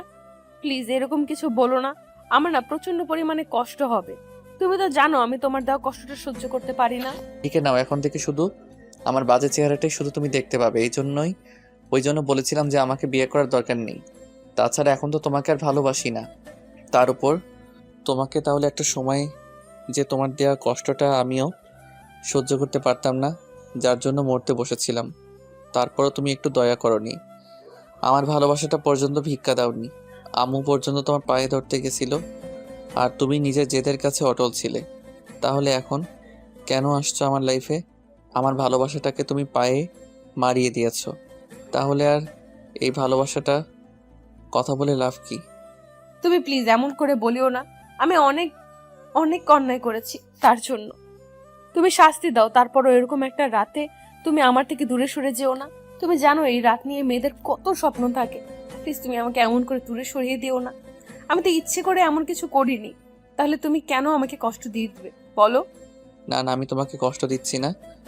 কষ্টটা তুমি নিজেই তৈরি করেছো, আর আমি সবটা জানতাম। হ্যাঁ, তুই মানতে চাইলে আমাকে সবটা বলতে যে আব্বু এগুলো বারণ করেছে, আর তুমি তোমার অবস্থানের কথা ভেবে কিছু করতে পারছো না।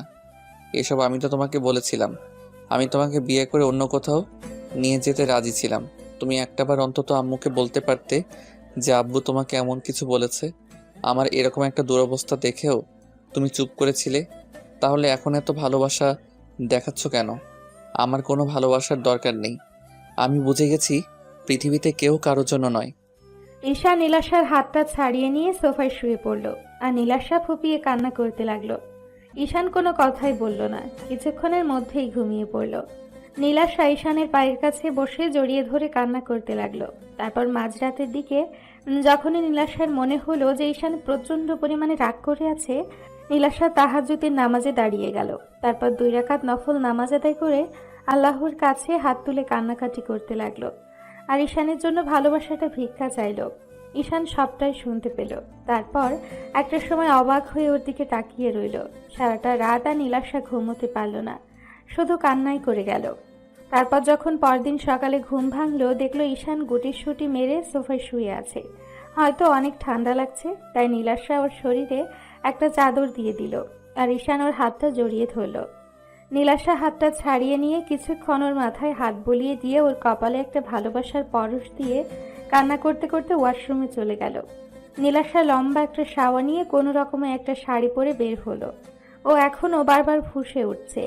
নীলাশা ভেবেছিল ঈশান ওর ওপর রেগে আছে, কিন্তু এত বেশি রেগে আছে সেটাও ভাবতেও পারেনি।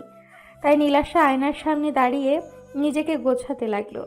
তারপর ঈশানের ঘুমটা যখন ভাঙলো, খেয়াল করলো আয়নার সামনে একটা পরী দাঁড়িয়ে আছে আর নিজেকে গোছানোর চেষ্টা করছে। নীলাশাকে এই রূপে দেখে ঈশান উঠে বসে, কিছুক্ষণ ওর দিকে তাকিয়ে রইল আর পুরো একটা ঘোরের মধ্যে চলে গেল। তারপর আয়নাতে নীলাশার ফর্সা উন্মুক্ত পেটের ওপর ওর চোখ পড়ল। তখন ঈশান ভুলেই গেল ও নীলাশার ওপর রাগ করে আছে। ঈশান অজান্তে উঠে গিয়ে নীলাশার পেছনে দাঁড়ালো। নীলাশা একবার ওকে আয়নাতে দেখে প্রশ্ন করল, এমন করে কি দেখছো? আমার বউটাকে দেখছি। কেন, আমি কি তোমার দিকে তাকাতেও পারবো না? না মানে আসলে কালকে তো তুমি বলেছিলে তুমি আমাকে।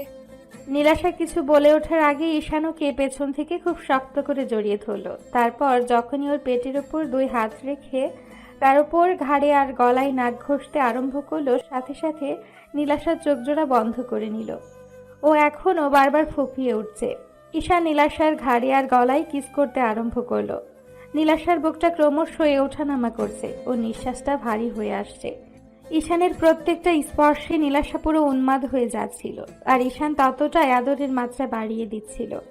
ঈশানের রোমান্টিক অত্যাচারে নীলাশা আর থাকতে না পেরে ঈশানের দিকে ঘুরেই ওকে বিদ্যুৎ গতিতে জড়িয়ে ধরল। ঈশান নীলাশার মুখটা তুলে খেয়াল করে ওর গোলাপের পাপড়ির মতো ঠোঁট জোড়া এত বেশি কাঁদছে যেটা বারবার ঈশানকে কাছে টানে। ঈশান নীলাশার মিষ্টি ঠোঁটের স্বাদ নিতে ওদের 4 ঠোঁট এক করে দিল। সাথে সাথে নীলাশা ওর চুলগুলো আঁকড়ে ধরে রেসপন্স দিতে আরম্ভ করলো। এভাবে 5 মিনিট যেতে ঈশানের মনে পড়ে গেল নীলাশা একটা সময় ওকে ইগনোর করেছে। নীলাশার করা প্রত্যেকটা অবহেলার কথা মনে পড়তে ঈশান ওকে ধাক্কা দিয়ে দূরে সরিয়ে দিল। ঈশানের এমন বিহেভে নীলাশা অবাক হয়ে ওর দিকেই তাকিয়ে রইল। তারপর বলল, কি হলো, তুমি এভাবে সরিয়ে দিলে যে?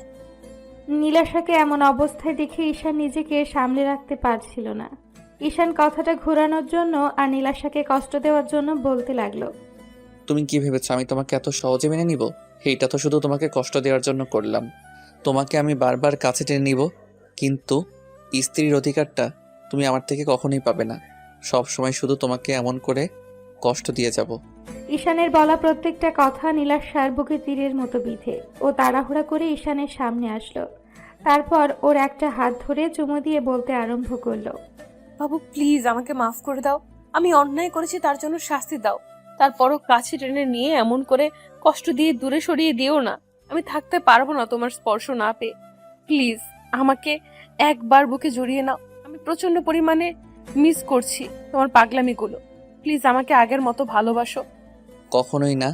তোমাকে আর একটা মুহূর্তের জন্য আমি ভালোবেসে নিজের বুকে জড়িয়ে নেব না। তুমি কি ভেবেছো আমি সবটা ভুলে গেছি? কখনোই না। ঈশান কথাটা বলেই গাড়ির চাবিটা নিয়ে বেরিয়ে পড়লো। আব্বু আম্মু ওকে ডাকাডাকি করলো, কিন্তু ও কারো কথাই শুনলো না। আম্মু তাড়াহুড়া করে নীলাশার রুমে এসে দেখলো নীলাশা ফ্লোরে বসে কান্না করছে। আম্মু বিষয়টা বুঝতে পেরে ওকে জিজ্ঞেস করতেই নীলাশা সবটা বলল। সব শোনার পর আম্মু চুপ করে রইল আর নীলাশা কান্না করতে লাগলো। আম্মুর পাশে বসে ওর মাথায় হাত বুলিয়ে দিয়ে বলতে লাগলো, মামুনি, তুমি শান্ত হও। দেখো, ঈশান তোমার উপর রাগ করে আছে। একটু কষ্টটা সহ্য করে নাও। এতগুলো দিন ধরে ছেলেটা রাগটা জমিয়ে রেখেছে। তুমি হয়তো জানো ওর রাগটা একটু বেশি, তার জন্য হয়তো তোমাকে এমন করে কষ্ট দিল। তুমি কান্নাকাটি করো না, দেখো সব ঠিক হয়ে যাবে। আম্মু, আমি যে আর পারছি না। তোমার ছেলে আমাকে এমন করে ইগনোর করলে আমি কি করে সেটা সহ্য করব বলো? আমার মরে যেতে ইচ্ছে করে। ও কালকে রাত থেকে আমার সাথে মিসবিহেভ করছে, সেটাও আমি মেনে নিয়েছি। আর আজকে আমাকে এমন করে কাছে টেনে নিয়ে দূরে সরিয়ে দিল। আম্মু, তোমার ছেলে বলছে আমাকে কখনো স্ত্রীর অধিকার দেবে না। এগুলো শোনার পর আমি কি করে নিজেকে ঠিক রাখবো বলো? পাগলি মেয়ে, এমন কিছু হবে না। তুমি ঠিক ওকে মানিয়ে নিতে পারবে। দেখো, ও একটু পরে এসে তোমাকে সরি বলে দিবে। আম্মু নীলাশাকে বুঝিয়ে তারপর ওকে খাবারটা নিজ হাতে খাইয়ে দিল। আম্মু নীলাশার কান্নাকাটি দেখে ঈশানকে কল করে বাসায় আসতে বলল। ঈশান কোনো কথা না বলে ফোনটা কেটে দিল। আম্মু রাজকে ফোন করে ঈশানকে বাসায় পাঠিয়ে দিতে বলল। রাজ ঈশানকে খুঁজে বের করে কিছুক্ষণ ওকে বোঝালো। তারপর সারাটা দিন ঈশান আর বাসায় ফিরল না, যার জন্য নীলাশা সারাদিনই কান্না করলো। তারপর সন্ধ্যের দিকে ঈশান বাসায় ফিরতে নীলাশা দৌড়ে গিয়ে সবার সামনে ওকে জড়িয়ে ধরে কান্না করে বলতে লাগলো, বাবু আমাকে মাফ করে দাও। রাগ করে থাকলে তার জন্য শাস্তি দাও। তারপরও এভাবে নিজেকে কষ্ট দিও না। তুমি সারা দিন বাসায় নেই, জানো আমি কতটা টেনশন হচ্ছিল আমার। তুমি তো এখন আমাকে কষ্ট দিতে পারো, সেটা কাছে থেকে দাও। তুমি বলেছো আমাকে কষ্ট দিবে, যত পারো কষ্ট দাও, আমি সব সহ্য করে নিব। তারপর এইভাবে দূরে দূরে থেকো না। আমার কতটা টেনশন হচ্ছিল তোমার জন্য তুমি জানো না কলিজা। আমি এইসব নিতে পারছি না। প্লিজ এরকম পাগলামি করো না জান। ঈশান নীলাশাকে ছাড়িয়ে নিয়ে রুমে চলে গেল আর নীলাশা সেখানেই দাঁড়িয়ে কান্না করতে লাগলো। আম্মুকে বুঝিয়ে রুমে পাঠিয়ে দিল। ঈশান ফ্রেশ হয়ে বেরিয়ে আসতেই নীলাশা ওর পাগুলো জড়িয়ে ধরলো আর কান্না করে বলতে লাগলো, তুমি আমার সাথে এরকম করছো কেন? বুঝতে পারছো না তোমার পাগলিটার কষ্ট হচ্ছে? প্লিজ বাবু পাগলামি করো না, আমি তোমার ইগনোরটা নিতে পারছি না। দরকার পড়লে তুমি আমাকে নিজ হাতে শেষ করে দাও, তারপরে এই কষ্টটা দিও না। তুমি আমার এতটা কাছে থেকেও এত বেশি দূরে সরিয়ে যাচ্ছ কেন? আমি থাকতে পারছি না তোমাকে ছাড়া কলিজা। বলেছি না আমি তোমাকে কষ্ট দিব। এখন থেকে দেখবে কষ্ট কাকে বলে। এর থেকে বেশি কষ্ট তোমাকে দিব। তুমি না পাবে আমার ভালোবাসা, না পারবে আমার সাথে থাকতে। দাও, আরো কষ্ট দাও। তারপরও নিজেকে আমার থেকে দূরে সরিয়ে দিও না। আমাকে ইগনোর করে নিজেকে কষ্ট দিও না। আমি জানি তুমি আমাকে কষ্ট দিয়ে নিজেও ভালো নেই। যত পারো কষ্ট দাও, তারপরও এভাবে রাগ করে থেকো না। আমি তো জানি তুমি কত বেশি কষ্ট পেয়েছো, কষ্ট পাচ্ছো। আমি বুঝতে পেরেছি। তুমি হয়তো আমাকে কখনোই ভালোবাসবে না, তাই না? আচ্ছা ঠিক আছে, কালকে আমি বাসায় চলে যাব, আর এই শহর ছেড়েও চলে যাব, তোমার লাইফ থেকে চলে যাব। একবার কষ্ট পাবো, সেটাই না হয় সহ্য করে নিব। তোমার থেকে দূরে সরে থাকলে তুমি বুঝতে পারবে আমার কতটা কষ্ট হচ্ছে। যবে থেকে তোমাকে দূরে সরিয়ে দিয়েছি, সেদিন থেকে তুমি যতটা কষ্ট পেয়েছো তার সমপরিমাণ কষ্ট আমিও পেয়েছি। হয়তো নিজেকে কষ্ট দিতে পারিনি, আবার ধরেও রাখতে পারিনি। প্রত্যেকটা রাতে আমি তোমার জন্য কান্না করেছি, সেটা শুধু উপরওয়ালাই জানে। আমি তোমাকে বোঝাতে পারিনি, আর তুমি আমাকে এমন করে ইগনোর করছো। আমি তোমার এই কয়েকটা দিনের অবহেলাটা নিতে পারছি না, তাহলে সারা জীবন তোমার সাথে থেকে এত কষ্ট কি করে সহ্য করব? আমি খুব শীঘ্রই মরে যাব, দেখো। তোমার এই অবহেলাটা নিতে পারবো না, তোমার থেকে হারিয়ে যাব, খুব বেশি কষ্ট পাবে তুমি। আর আমাকে হারিয়ে ফেলার পর বুঝতে পারবে আমি তোমাকে কতটা ভালোবাসতাম। ঈশা নীলাশার কথাটা শুনেই ও চুলের মুঠি ধরে টেনে ওঠালো, তারপর উঠিয়ে ওর গালে সজোরে কয়েকটা থাপ্পড় মেরে দিল। সাথে সাথে তারপর ওর মুখের কাছে মুখটা এনে রাগী কণ্ঠে বলতে লাগলো, তোর সাহস কি করে হয় তুই এরকম কথা বলিস? তুই মরতে পারবি না, আমি তোকে মরতে দেব না। তোর সাহস কি করে হয় আমাকে ছেড়ে যাওয়ার কথা বলিস? তুমি আমাকে এমন করে কষ্ট কেন দিতেছো? তাহলে যখন ছেড়ে যেতেও দিবে না আর মনেও নিবে না, তাহলে থেকে এত কষ্ট কেন দিতেছো? নীলাশা কথাগুলো বলেই কান্না করতে লাগলো, আর ঈশান ওর চুলগুলো সেভাবেই ধরে রাখলো। নীলাশা ফুপিয়ে ফুপিয়ে উঠছে, ব্যথায় নীলাশার চোখ মুখ কুঁচকে রেখেছে। ঈশান ওর কষ্টটা সহ্য করতে পারলো না, যে মেয়েটাকে কিনা এত ভালোবাসে সেই মেয়েটাকে এভাবে কষ্ট দিচ্ছে। ঈশান নীলাশার কান্নাটা থামানোর জন্য ওর ঠোঁটজোড়া ঠোঁট দিয়ে বন্ধ করে দিল। 5 মিনিট ঈশান একাই রেসপন্স দিল। নীলাশার থেকে কোনো রেসপন্স না পেয়ে ছেড়ে দিতে গেলে তখন নীলাশা ওর সাথে রেসপন্স দিতে লাগলো। এবার নীলাশা ঈশানের চুলগুলো আঁকড়ে ধরে পাগলের মতো কিস করতে আরম্ভ করলো। কিছুক্ষণ পর ঈশান ঠোঁটজোড়া ছেড়ে দিলে নীলাশা ভাবলো ঈশান ওকে দূরে সরিয়ে দিবে, তাই ফুঁপিয়ে উঠল। তারপর বুকের ওপর থেকে শাড়ির আঁচলটা ফেলে দিয়ে ঈশানকে বুকের সাথে শক্ত করে চেপে ধরল, আর চোখ জোড়া বন্ধ করে রাখলো। ঈশানের স্পর্শে নীলাশার নিঃশ্বাসটা ভারী হয়ে যাচ্ছে। নীলাশা এখনো ফুঁপিয়ে উঠছে। ঈশান আর দেরি না করে ওকে কোলে উঠিয়ে নিল। নীলাশা ঈশানের বুকে মুখ গুজে দিল আর ওকে খুব শক্ত করে জড়িয়ে ধরে বলল, কাছে রেখে যত পারো কষ্ট দাও, তারপরও এমন করে স্পর্শ দিয়ে দূরে সরিয়ে দিও না। তোমার স্পর্শগুলো পেলে আমি ঠিক থাকতে পারি না নিজেকে, তারপরও এরকম করে কষ্ট দিও না প্লিজ। না পাগলি, আর কষ্ট দিব না। তোমাকে কষ্ট দিয়ে আমি নিজেই কষ্ট পাই। আমি তো তোমাকে এইটুকু বোঝাতে চাইছিলাম তোমাকে কত বেশি ভালোবাসি, কিন্তু যখন তুমি কান্না করো না, ওই কান্নাটা আমি সহ্য করতে পারি না। প্লিজ তুমি আমাকে মাফ করে দাও পাগলি। নীলাশা আরো জোরে সরে কান্না করে দিল। ঈশান ওকে নিয়ে বেডে চলে গেল। তারপর ওকে বেডে শুয়ে দিয়ে ওর সারা মুখে কিস দিতে লাগলো। নীলাশা বারবার ঈশানকে শক্ত করে নিজের সাথে চেপে ধরছিল। তখন ঈশান বলতে লাগলো, 1 মিনিট দাঁড়াও। নীলাশা হতবাক হয়ে গেল। তারপর ঈশান ওকে ছেড়ে দিতেই নীলাশার রাগী চোখে তাকিয়ে বলতে আরম্ভ করলো, আমার সাথে মস্কারি? আরে বাবা দেখো ওরা কেমন করে তাকিয়ে আছে। ওরা যদি এমন করে তাকিয়ে থাকে, ওদের সামনে আদর দিলে কি তোমার লজ্জা লাগবে না, নাকি তোমার ভালো লাগবে বলো জান? নীলাশা লজ্জা পেয়ে ঈশানের বুকে মুখ লুকিয়ে ফেলল। ঈশান ওকে শক্ত করে জড়িয়ে ধরতেই নীলাশা বলতে লাগলো, দেখেছো, একটুও মনে ছিল না। ওদের চলে যেতে বলো না বাবু। এই যে ভাইয়েরা অনেকক্ষণ কান্নাকাটি দেখেছেন, এখন রোমান্সটা আমাদের মধ্যেই থাক। ওইগুলো পরে একদিন অন্য কোথাও থেকে দেখে নিয়েন।